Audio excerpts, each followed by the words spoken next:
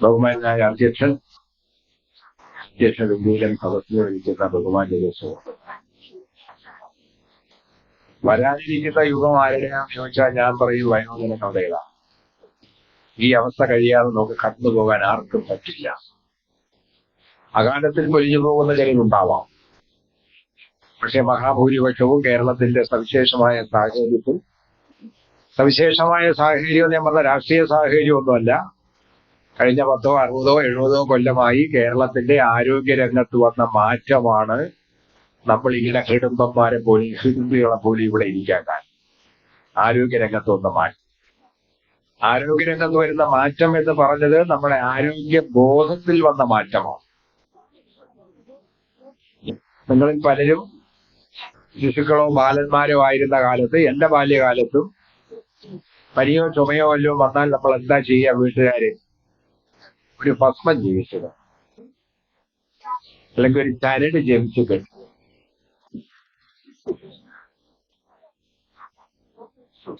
അതുകൊണ്ട് പോയില്ലെങ്കിൽ മാത്രമാണ് നമ്മളൊരു കഷായം ഇട്ട് കുടിക്കുന്നത്. തുളസിയില കഷായോ കുരുമുളക് കഷായോ, പനിക്കൂർക്ക എന്ന് പറയുന്ന ഇവിടൊക്കെ നവനയില എന്നൊക്കെ പറയുന്ന പനിക്കൂർക്ക എടുത്ത കഷായം. എന്നാലും പോയില്ലെങ്കിൽ മാത്രമേ നമ്മളൊരു ഡോക്ടറെ കാണൂ, അല്ലെങ്കിൽ വൈദ്യരെ കാണൂ. ഇപ്പോഴോ ഇപ്പൊ നമുക്ക് രോഗമുണ്ട് എന്ന് മനസ്സിലാക്കിയാൽ, എന്തെങ്കിലും അസ്വസ്ഥ ഉണ്ടെങ്കിൽ നമ്മൾ ആദ്യം കാണുന്നത് ആരെയാണ്? ഡോക്ടറെയാണ്. ഒരു വൈദ്യരെ കണ്ട് അല്ലെങ്കിൽ ഡോക്ടറെ കണ്ട് നമ്മുടെ രോഗത്തിന്റെ വിവരങ്ങൾ പറഞ്ഞ് അദ്ദേഹം നിർദ്ദേശിക്കുന്ന എല്ലാ പരിശോധനകളും ലാബിൽ പോയി ടെസ്റ്റ് എല്ലാം നടത്തി അദ്ദേഹം നിർദ്ദേശിക്കുന്ന മരുന്ന് കഴിച്ച് നമ്മൾ ഇരിക്കുകയാണ്. ഇതെല്ലാം മരുന്നെല്ലാം കഴിച്ചതിന് ശേഷമേ നമ്മൾ ചരട് കെട്ടുവിട്ടിട്ടില്ലേ? നമുക്ക് എങ്ങനെയാണല്ലോ കെട്ടുവിട്ടിട്ടില്ല എന്ന് പറയും. കെട്ടുവിട്ടിട്ടില്ല. നേരത്തെ മരുന്ന് കഴിക്കുന്നതിന് മുമ്പ് കെട്ടും, ഇപ്പോ മരുന്ന് കഴിഞ്ഞതിന് ശേഷമേ കെട്ടു. അതൊരു മാറ്റമാണ്. എന്താ കാര്യം?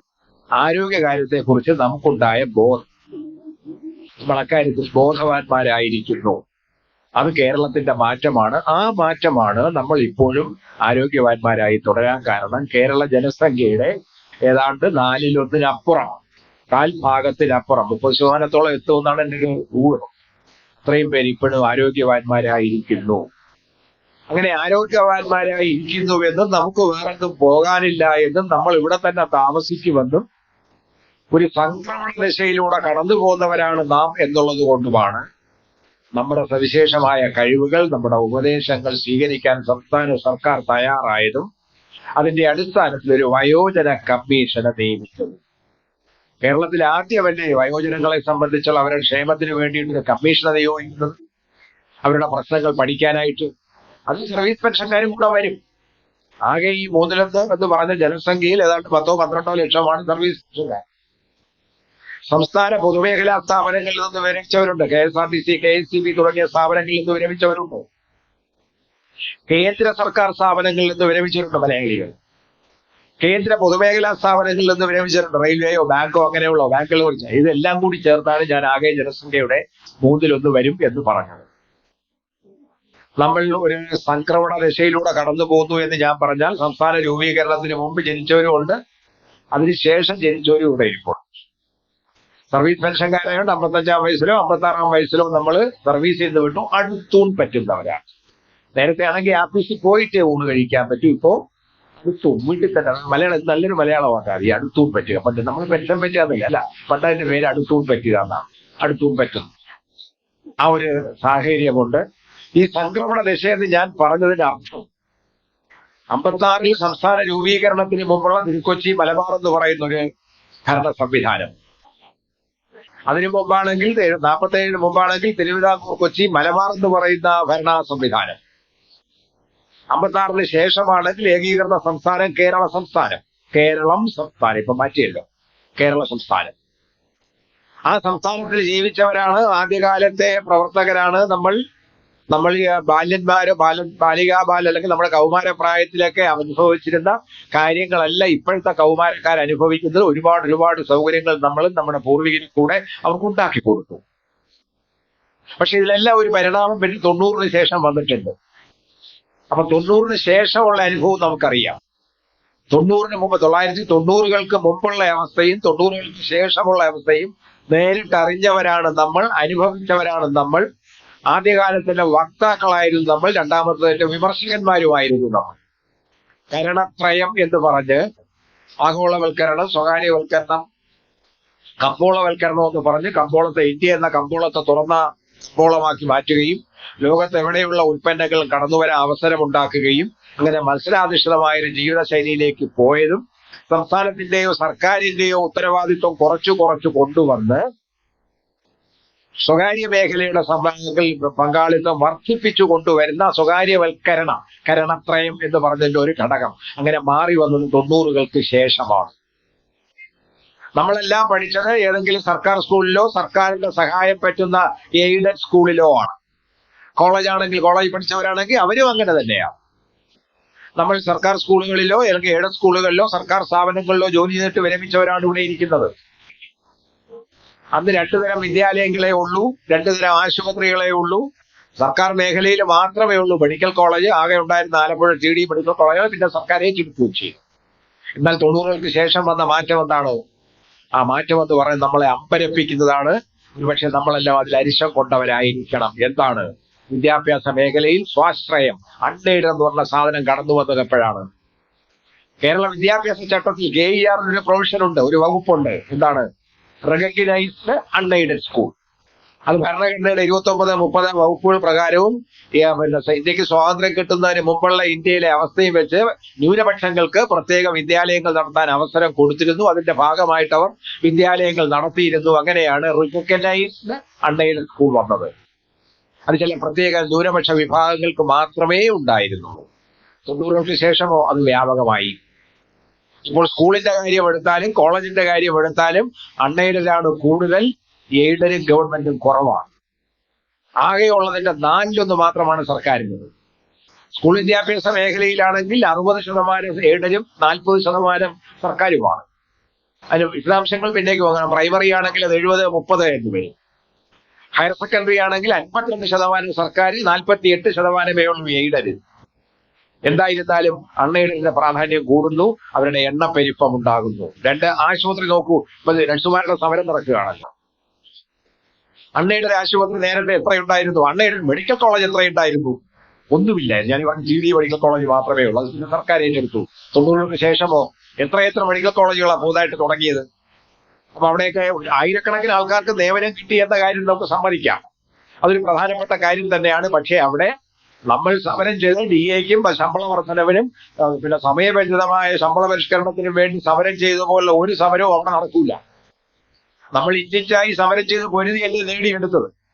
ഇത് നമ്മൾ അഭിമാനപൂർവ്വം പറയുന്നത് എന്താണ്? നമ്മൾ സമരം ചെയ്ത് നിങ്ങൾ 70-കളുടെ സമരത്തിൽ എൻജിഒയുടെ സമരത്തിലൊക്കെ പങ്കെടുക്കണമെന്നിരിക്കുക. ഉള്ളിൽ വീണമല്ലോ ഇവിടെ. അവര് സമരാവേശമുണ്ട്. അങ്ങനെയാണ് നമ്മൾ സ്ഥിരമായിട്ട് ചില അവകാശങ്ങൾ നേടിയെടുക്കാൻ പ്രാപ്തരായത്. 5 കൊല്ലം കൂടുമ്പോൾ ശമ്പള പരിഷ്കരണം അതിലേക്ക് നമ്മൾ കൊണ്ടെത്തിച്ചു. സർക്കാരിനെ കൊണ്ട് നിർബന്ധിച്ച് നമുക്ക് കൊണ്ടെത്തിക്കാൻ സാധിച്ചു. അങ്ങനെയുള്ള കാര്യങ്ങൾ സംഭവിച്ച് നമ്മൾ സമരം ചെന്നാണ്. അപ്പുറത്തെന്തെങ്കിലും സമരം നടക്കുമോ? ആശുപത്രി നഴ്സുമാരെ പിരിച്ചുവിടുന്നു. പക്ഷെ സർക്കാർ ഇവിടെ ഉള്ളത് കൊണ്ടും സർക്കാരിനോടൊപ്പം തന്നെ പൊതുസമൂഹത്തിലെ ട്രേഡ് യൂണിയനുകൾ, കർഷക സംഘമൊക്കെ ഇടപെടുന്നത് കൊണ്ടും അവരെങ്ങനെ പിരിച്ചുവിട്ട് പോകാൻ പറ്റില്ല എന്ന് സ്ഥാപന ഉടമകൾക്ക് മനസ്സിലായിരിക്കുന്നത്. ആ അവസ്ഥയിലേക്ക് കൊണ്ടെത്തിച്ചത് കേരള സമൂഹമാണ്. അങ്ങനെ ആ അവസ്ഥയിലേക്ക് കൊണ്ടെത്തിക്കുന്നതിൽ നമുക്ക് കൊണ്ട് നിർണായകമായ പങ്ക്. അതൊരു പ്രധാനപ്പെട്ട കാര്യമല്ലേ. അതുകൊണ്ടാണ് നമ്മൾ കൈവിടില്ല. നമുക്കൊരു വയോജന കമ്മീഷനെ വെച്ചു നമ്മുടെ പ്രശ്നങ്ങൾ കേൾക്കും, നമ്മുടെ പരിഹാരം ഉണ്ടാക്കാൻ സാധിക്കും. സർവീസ് പെൻഷൻകാർ കുറവാണ്. ആകെ 62 ലക്ഷത്തോളം പേര് സാമൂഹ്യക്ഷേമ പെൻഷൻ വാങ്ങുന്നവരാണ് നമ്മുടെ അയൽക്കാർ. നമ്മളോടൊപ്പം സ്കൂളിലിരുന്ന് പഠിച്ചവർ. നമുക്ക് വിദ്യാഭ്യാസം ലഭ്യ 10ാം ക്ലാസ് പാസ്സായോ 12ാം ക്ലാസ് പാസ്സായിട്ടോ അല്ലെങ്കിൽ കോളേജ് വിദ്യാഭ്യാസം നേടിയിട്ടോ സർക്കാർ ഉദ്യോഗസ്ഥന്മാരാകാൻ കഴിഞ്ഞുവെങ്കിലും അവരിൽ നമ്മുടെ പഴയകാല സഹപാഠികളിൽ പലർക്കും അവർക്ക് എങ്ങനെ ആകാൻ സാധിച്ചില്ല. അവരിപ്പോഴും കർഷക തൊഴിലാളികളായോ ചുമട്ടു തൊഴിലാളികളായോ മറ്റേതെങ്കിലും തൊഴിലെടുത്ത് വീട്ടിയിരിക്കുന്നു. വാർഷികകാലത്ത് പട്ടിണിയില്ല, ആരെങ്കിലും ആഹാരം കൊടുക്കും, പക്ഷെ ദാരിദ്ര്യമുണ്ട്. പട്ടിണിയും ദാരിദ്ര്യം രണ്ടാണ്. ആഹാരം കഴിക്കാനില്ലാത്ത അവസ്ഥയാണ് നമ്മൾ പട്ടിണി എന്ന് പറയുന്നത്. പക്ഷേ ദാരിദ്ര്യം എന്ന് പറയുന്നത് മരുന്ന് വാങ്ങാൻ കാശില്ല, അല്ലെങ്കിൽ നല്ല വസ്ത്രം വാങ്ങി ധരിക്കാൻ കാശില്ല, ഓട്ടോറിക്ഷയിൽ ആശുപത്രിയിൽ പോകാൻ കാശില്ല, മറ്റൊരുപാട് ആവശ്യങ്ങൾ നമുക്കുണ്ട്. അതില്ലാതെ വരുന്നതാണ് ദാരിദ്ര്യം. ആ ദാരിദ്ര്യ ദുഃഖം അനുഭവിക്കുന്ന കുറെ പേരുണ്ട്. നമ്മുടെ കൂടെ പഠിച്ചവർ, നമ്മുടെ പഴയ സഹപാഠികൾ. നമ്മൾ പല കാരണവശാലും സർക്കാർ ഉദ്യോഗസ്ഥന്മാരോ അല്ലെങ്കിൽ സ്കൂൾ അധ്യാപകരോ ആയി, പക്ഷെ അവർക്കത് സാധിച്ചിട്ടില്ല. അവരുൾപ്പെടെയാണ് ഞാനീ പറഞ്ഞ മൊത്തം 1/3 ജനസംഖ്യ എന്ന് പറയുന്നത്. അതൊരു പ്രധാനപ്പെട്ട കാര്യമായിട്ട് ഭരണകർത്താക്കൾക്ക് തോന്നിയത് കൊണ്ടാണ്, അഥവാ നമ്മുടെ ഭാഗത്ത് ഭരണകർത്താക്കളെ തോന്നിപ്പിച്ചത് കൊണ്ടാണ് ഈ വയോജന കമ്മീഷൻ നിയമിച്ചതും അതിനുള്ള കാര്യങ്ങൾ വന്നത്. ഞാൻ സൂചിപ്പിച്ചത് കേരളത്തിൽ വന്ന പരിണാമമാണ്, കേരളത്തിൽ വന്ന മാറ്റമാണ്. ആ മാറ്റത്തിന് കാരണം നമ്മളൊക്കെയാണ്. ട്രേഡ് യൂണിയൻകാരാണ്, കർഷകരാണ്, അവരുടെ സമരമാണ്, വിദ്യാർത്ഥികളാണ്, യുവജനങ്ങളാണ്, വനിതകളാണ്, സാഹിത്യ പ്രവർത്തകരാണ്, ഗ്രന്ഥശാല പ്രവർത്തകരാണ്, അങ്ങനെയുള്ള പല കാര്യങ്ങളും. അങ്ങനെ ഗ്രന്ഥശാല പ്രസ്ഥാനം കേരളത്തിലെ ഏറ്റവും സജീവമായ, ഒരുപക്ഷെ എനിക്ക് തോന്നുന്നു നമ്മുടെ ശരീരത്തിലെ സ്ഥിരാപടലം പോലെ നാഡീ ഞരമ്പുണ്ടല്ലോ, ഞരമ്പ് നമ്മുടെ ഏത് ഭാഗത്ത് മുറിഞ്ഞാലും ചോര വരുന്നത് എന്തുകൊണ്ടാണ്? ആ ഞരമ്പ് മുറിയുന്നതുകൊണ്ടാണ് ചോര വരുന്നത്. ആ സ്ഥിരാപടലം പോലെ കേരള സമൂഹത്തിൽ ഇങ്ങനെ വ്യാപിച്ച് കിടക്കുന്നതാണ് ഗ്രന്ഥശാല പ്രസ്ഥാനം. 1936-37 കാലത്ത് മലബാറിൽ കെ ദാമോദരൻ എന്ന് പറയുന്ന ഒരാൾ തുടങ്ങി വെച്ചതും പിന്നീട് കേരളമാകെ മാറുകയും ചെയ്ത ഗ്രന്ഥശാല പ്രസ്ഥാനം. 9,000-ഓളം ഗ്രന്ഥശാലകൾ അഫിലിയേറ്റ് ചെയ്തിട്ടുണ്ട് ഈ ഗ്രന്ഥശാല സംഘത്തോടൊപ്പം, ലൈബ്രറി കൗൺസിലിനോട്. ആ 9,000-ഓളം വരുന്ന ഗ്രന്ഥശാലകളിലും ഇവിടെ സംസാരിച്ച മതനിരപേക്ഷതയെ കുറിച്ച് സംസാരിക്കാൻ, ഇന്ത്യൻ റിപ്പബ്ലിക്കിനെ കുറിച്ച് സംസാരിക്കാൻ തീരുമാനിച്ചിട്ടുണ്ട്. റിപ്പബ്ലിക്കൻ സദസ് എന്നാണ് എന്റെ പേര്. ഇപ്പോ കരുനാഗപ്പള്ളി താലൂക്ക് നടത്തിയിട്ട് അദ്ദേഹം എന്നോട് പറഞ്ഞു, ഭംഗിയായിട്ട് നടത്തിയിട്ടുണ്ട്. കരുനാഗപ്പള്ളി ചവറ എവിടെയെന്തോ ഒരു താലൂക്ക്, മിക്കവാറും എല്ലാ ജില്ലകളിലും പരിപാടി നടന്നുകൊണ്ടിരിക്കുകയാണ്. ഇതിന്റെ ആവശ്യത്തിന് വേണ്ടിയാണ് ഞാൻ ഈ പുസ്തകം എഴുതിയത്, പെട്ടെന്ന് എഴുതിയിട്ടുണ്ടാക്കിയതാണ്. കാരണം എന്താണ് റിപ്പബ്ലിക് എന്ന് നമ്മൾ അറിയണം, എന്താണ് മതനിരപേക്ഷത എന്നറിയണം. ഇവിടെ നമ്മൾ പ്രിയാമ്പിൾ എന്റെ ആമുഖം വായിച്ചൊരു 3-4 കാര്യങ്ങളുണ്ടല്ലോ: നീതി, സ്വാതന്ത്ര്യം, സമത്വം, സാഹോദര്യം. എന്താണ് അതുകൊണ്ട് അർത്ഥമാക്കുന്ന കാര്യം ജനങ്ങളോട് പറയണം. ജനങ്ങളോട് പറയണമെങ്കിൽ നമുക്കറിയണം. നമുക്കറിഞ്ഞെങ്കിൽ മാത്രമേ അത് അടുത്ത തലമുറയ്ക്ക് പറഞ്ഞു കൊടുക്കാൻ സാധിക്കൂ. സമൂഹത്തിൽ അത് വിക്ഷേപം ചെയ്യാൻ അല്ലെങ്കിൽ അത് വിതരണം ചെയ്യാനോ സാധിക്കുകയുള്ളൂ. അതുകൊണ്ടാണ് ഇത് വരുന്നത്. ഇവിടെ ഇതര സംസ്ഥാനങ്ങളിൽ നിന്ന് കേരളം വ്യത്യസ്തമാണ്. വ്യത്യസ്തമാകാൻ കാരണം എന്താ? നമ്മൾക്ക് കൂടെയാണ്. വ്യത്യസ്തമാകാൻ കാരണം കേരളത്തിൽ സമര പാരമ്പര്യം. ആ സമര പാരമ്പര്യത്തിന്റെ തുടക്കമെന്ന് പറയുന്നത് 19-ാം നൂറ്റാണ്ടിലാണ്. 19-ാം നൂറ്റാണ്ടിലെ പ്രശ്നം എന്ന് വെച്ചാൽ 2 തരത്തിലാണ് നമുക്കൊരു വൈരുദ്ധ്യം ഏർപ്പെടുത്തേണ്ടി വന്നത്. ഇംഗ്ലീഷ് ഈസ്റ്റ് ഇന്ത്യ കമ്പനി എന്ന് പറഞ്ഞ കച്ചവട സംഘം കേരളത്തിലേക്ക് വരുന്നു, ഇന്ത്യയിലേക്കും വരുന്നു. അവരിവിടുത്തെ ഉൽപ്പന്നങ്ങൾ വാങ്ങി യൂറോപ്യൻ രാജ്യങ്ങളിൽ കൊണ്ടുപോയി വിൽക്കുന്നു. അതിൽ നിന്ന് ലാഭം കിട്ടുന്നു. മറ്റെല്ലാ കമ്പനികളും വന്നത് അങ്ങനെ തന്നെയാണ്. ഇങ്ങനെ വന്നതിന്റെ കൂട്ടത്തിലാണ് ഇവര് ഇവിടെ ഉൽപ്പന്നങ്ങൾ വാങ്ങി യൂറോപ്പിൽ കൊണ്ടുപോയി അവിടെ വിറ്റ് നല്ലവണ്ണം കാശുണ്ടാക്കിയപ്പോ നമ്മുടെ അറിവോ സംഭവമോ കൂടാതെ ഒരുപാട് കാര്യങ്ങൾ നമുക്ക് ചുറ്റും സംഭവിച്ചുകൊണ്ടിരിക്കുന്നു.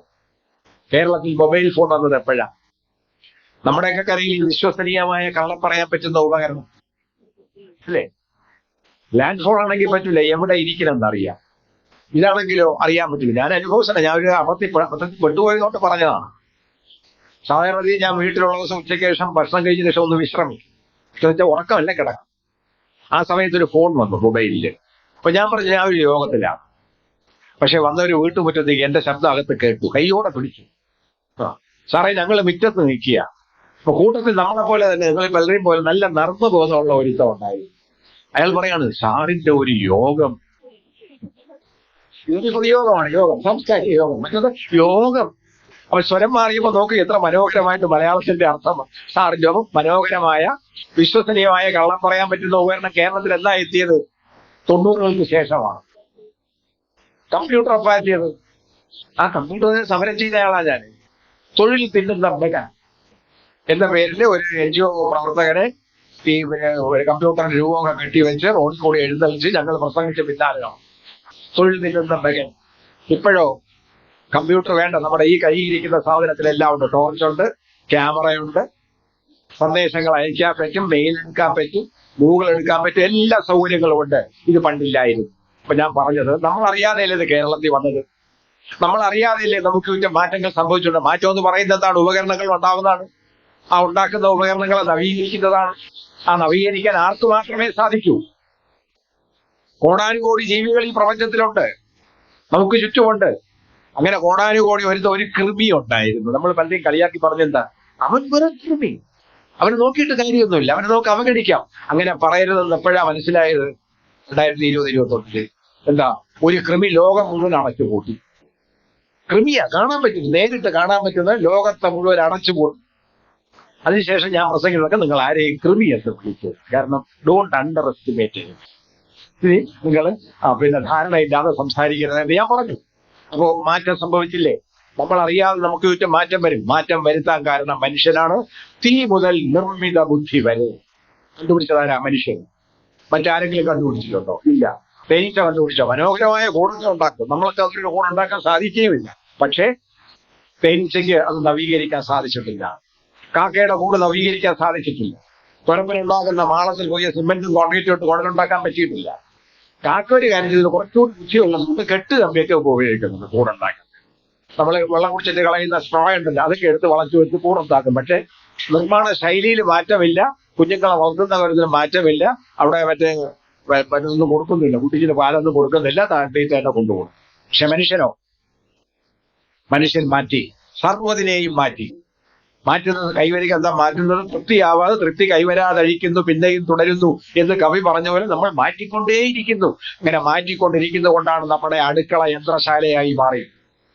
അടുക്കള യന്ത്രശാലയായി മാറിയില്ലേ? അമ്മിയിൽ അരയ്ക്കാറില്ലല്ലോ, ആട്ടുകല്ലിൽ അരയ്ക്കാറില്ലല്ലോ, അരകല്ലും ഒരികല്ലും തിരികല്ലും ഒന്നും ഇല്ലാതായില്ലേ? നമ്മൾ മാറിയും. ഇത് മാറ്റാൻ മനുഷ്യന് മാത്രമേ സാധിക്കൂ. ഇങ്ങനെ മാറ്റങ്ങൾ വരുത്തിയത് കൊണ്ടാണ് കേരളീയൻ മുന്നോട്ട് പോയത്. ഞാൻ പറഞ്ഞത്, കേരളത്തിൽ വന്ന് ഇന്ത്യയിൽ വന്ന് തുണി വാങ്ങി മറ്റ് യൂറോപ്യൻ രാജ്യങ്ങളിൽ കൊണ്ടുപോയി വിറ്റ് അവർക്ക് സാമ്പത്തിക മിച്ചം വന്നപ്പോൾ അവിടെ ചില മാറ്റങ്ങൾ വന്നു. ശാസ്ത്ര രംഗത്തെ കണ്ടുപിടുത്തങ്ങൾ വന്നു. മനുഷ്യാധ്വാനത്തിന് പകരം വയ്ക്കാവുന്ന യന്ത്രശക്തി വന്നു. മനുഷ്യാധ്വാനത്തിന് പകരം വയ്ക്കാവുന്ന യന്ത്രശക്തി നേരത്തെ ഇല്ലായിരുന്നു. ആ യന്ത്രശക്തി വന്നപ്പോൾ അത് വെച്ച് ഉത്പാദനം തുടങ്ങി. ആ ഉത്പാദനം ആദ്യം ബാധിച്ചത് വസ്ത്രനിർമ്മാണ രംഗത്താണ്. തുണി ഉണ്ടാക്കുന്ന രംഗത്താണ് ആദ്യം അത് ബാധിച്ചത്. നേരത്തെ ഇവിടെ വന്ന് തുണി വാങ്ങിക്കൊണ്ട് പോയി യൂറോപ്യൻ രാജ്യങ്ങളിൽ വിറ്റിരുന്നു. കാരണം ഇവിടെ മാത്രമേ തുണി, അവിടെ രാജ്യങ്ങൾ ഉണ്ടാക്കുന്ന തുണി അവിടെ തികയില്ലായിരുന്നു. പക്ഷെ യന്ത്രം വന്നപ്പോ 18ാം നൂറ്റാണ്ടിന്റെ അന്ത്യപാദത്തിൽ പവർലൂം എന്ന് പറയുന്ന യന്ത്രത്തറി വന്നപ്പോൾ അവിടെ ഉത്പാദനം വർദ്ധിച്ചു. ഉത്പാദനം വർദ്ധിച്ചപ്പോൾ ആവശ്യത്തിലേറെ ഉത്പാദിപ്പിച്ചു. ഉത്പാദനം മിച്ചമുണ്ടായി. കാരണം സാധനം ചരക്ക് കിടക്കുന്നു, കെട്ടിക്കിടക്കുന്നു, വിൽക്കാൻ കഴിയുന്നില്ല.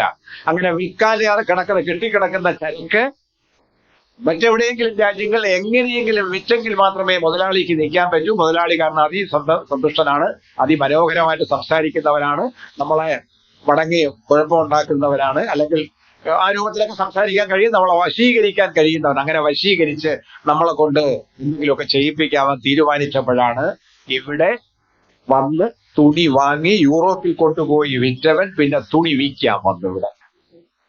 ഇവിടുന്ന് തുണി വാങ്ങി യൂറോപ്യൻ രാജ്യങ്ങളിൽ കൊണ്ടുപോയി വിറ്റവൻ ഇപ്പൊ ഇവിടെ തുണിയും കൊണ്ട് വന്നിരിക്കുന്നു. കാര്യം എന്താ?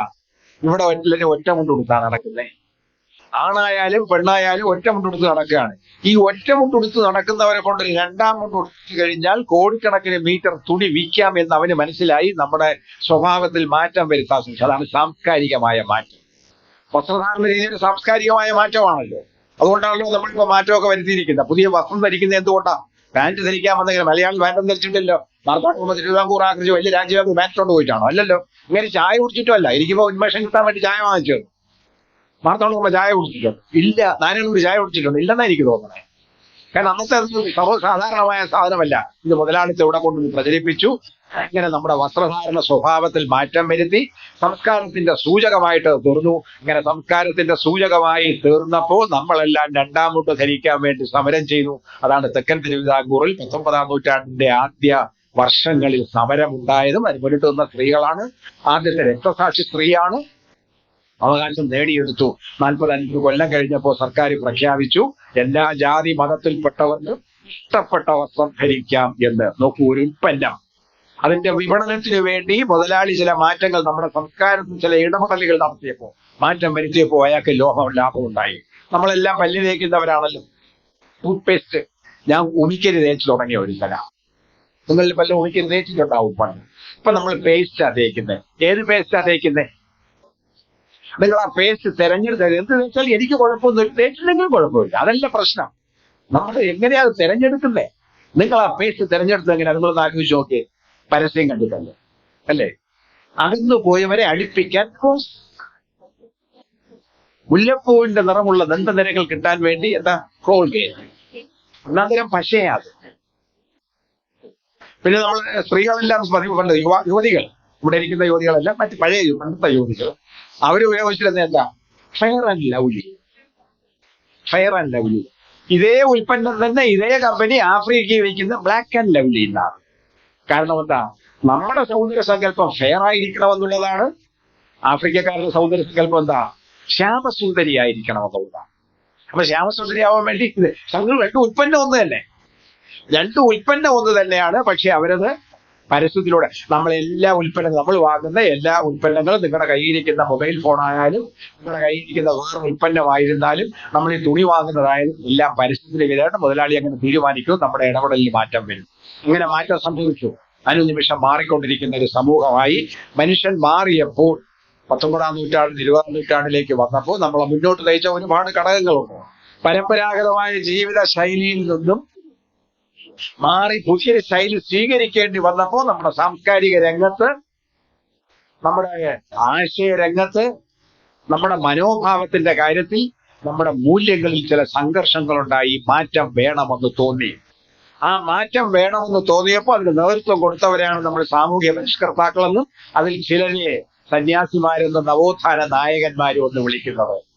രണ്ടുപേരുടെ പേര് പറയാതെ പോകാൻ വയ്യാത്തതുകൊണ്ട് ഈ പറഞ്ഞ മതനിരപേക്ഷത എന്ന് പറയുന്ന നമ്മുടെ സിദ്ധാന്തത്തിന് ഭരണഘടനാത്മകമായ മൂല്യത്തിന് ഇത് ഏറെ പ്രസക്തി ഉള്ളത് കൊണ്ട് രണ്ടുപേരുടെ കാര്യം പറഞ്ഞ ഒന്ന് ഇവിടെ വളരെ പ്രസക്തമാണ്. പന്മന തൊട്ടടുത്താണ് എന്താ ചട്ടംസ്വാമി ചെയ്തത്? ഏതൊരു തിരുവനന്തപുരത്തെ ഉള്ളൂരിൽ പള്ളിക്കൂടത്തിൽ പഠിച്ചിട്ടുണ്ട്. കൂടുതലും ആശാ പള്ളിക്കൂടത്തിലാണ്. തമിഴ്നാട്ടിൽ കുറെ നാൾ പോയി അവിടുത്തെ കൂടെ കാര്യങ്ങൾ മനസ്സിലാക്കി. വാസ്തവത്തിൽ കേരളത്തിൽ നിലനിൽക്കുന്ന ഒരു ആശയധാരയെ, ഒരു സങ്കല്പനത്തെ നൂറ്റാണ്ടുകളായി ആരോ എഴുതി ഉണ്ടാക്കിയ ഒരു കള്ളക്കഥ പറഞ്ഞും പാടിപ്പാടി നമ്മുടെ മനസ്സിൽ കയറി അങ്ങനെ വിശ്വസിച്ചിരുന്ന നമ്മളെ പരശുരാമൻ മഴുവെറിഞ്ഞ് കേരളം ഉണ്ടാക്കി എന്ന് പറഞ്ഞ കള്ളക്കഥ നമ്മളെ കൊണ്ട് പാടി ഉറപ്പിച്ചതിനെ പിച്ച് ചീന്തിക്കളഞ്ഞതാരാ? ചട്ടമ്പി സ്വാമിയാണ്. ആ അർത്ഥത്തിൽ നോക്കിയാൽ കേരളത്തിന്റെ ജ്ഞാന നവോത്ഥാനം, വൈജ്ഞാനിക രംഗത്തെ പ്രബുദ്ധതയിൽ മാറ്റം വരുത്തിയത് ആരെന്ന് ചോദിച്ചാൽ ചട്ടമ്പി സ്വാമിയാണ്. എന്താ അദ്ദേഹം പറഞ്ഞ പ്രാചീന മലയാളം എന്നൊരു കൃതിയുണ്ട്. ആ പ്രാചീന മലയാളം എന്ന കൃതി പ്രാചീന മലയാള ഭാഷയെ കുറിച്ചല്ല. മലയാളം, കേരളം എന്ന് പറഞ്ഞാൽ ഒരു സംസ്ഥാനമാണ്, ഒരു ഭൂപ്രദേശമാണ്. അതുപോലെ മലയാളം എന്ന് പണ്ട് പറയുന്ന ഭാഷയല്ല, മലയാളികൾ താമസിക്കുന്ന സ്ഥലം. ആ പ്രാചീന മലയാളം എന്നുള്ള ചരിത്ര കൃതിയാണ്. 913 ആ കൃതി എഴുതിയത്. ആ കൃതിയിൽ അദ്ദേഹം പറയുകയാണ്, പരശുരാമൻ എന്ന ഒരു കഥാപാത്രമില്ല, ഒരു കവിയുടെ കാവ്യ കൽപ്പന മാത്രമാണ്, ഒരു ഭാവന മാത്രമാണ്. അദ്ദേഹം കേരളത്തിൽ വന്നിട്ടില്ല, വരേണ്ട കാര്യമില്ല. കാരണം അതിനു മുമ്പേ കേരളം ഇവിടെ ഉണ്ടായിരുന്നു. ബലിഷ്ഠകായന്മാരും അധ്വാനശേഷിയുള്ള ആൾക്കാർ താമസിച്ചിരുന്ന ഒരു നാടാണ് കേരളം എന്ന് മാത്രമല്ല മറ്റൊരു കാര്യവും അദ്ദേഹം പറയുന്നുണ്ട്. എന്താണ്? പരശുരാമന്റെ ഈ അവതാര കഥയിൽപ്പെട്ട പുരുഷനാണല്ലോ, അവതാര പുരുഷനാണല്ലോ, 6ാമത്തെ അവതാരമാണ് പരശുരാമൻ. അവതാര കഥയെ നിങ്ങൾ വിശ്വസിക്കാമെങ്കിൽ, അവതാര കഥയെ നമ്മൾ അംഗീകരിക്കുകയാണെങ്കിൽ മത്സ്യം, കൂർമ്മം, വരാഹം, വാമനൻ, പിന്നെ മത്സ്യം, കൂർമ്മം, വരാഹം, വാമനൻ, നരസിംഹം, വാമനൻ, 4ാമനെ വിട്ടുവാൻ നരസിംഹം, വാമനൻ. 5ാമത്തെ അവതാരമാണ് വാമനൻ. അദ്ദേഹം ഭരിച്ചിരുന്ന കാലമാണ് സോഷ്യലിസ്റ്റ് കേരളം ഉണ്ടായത്.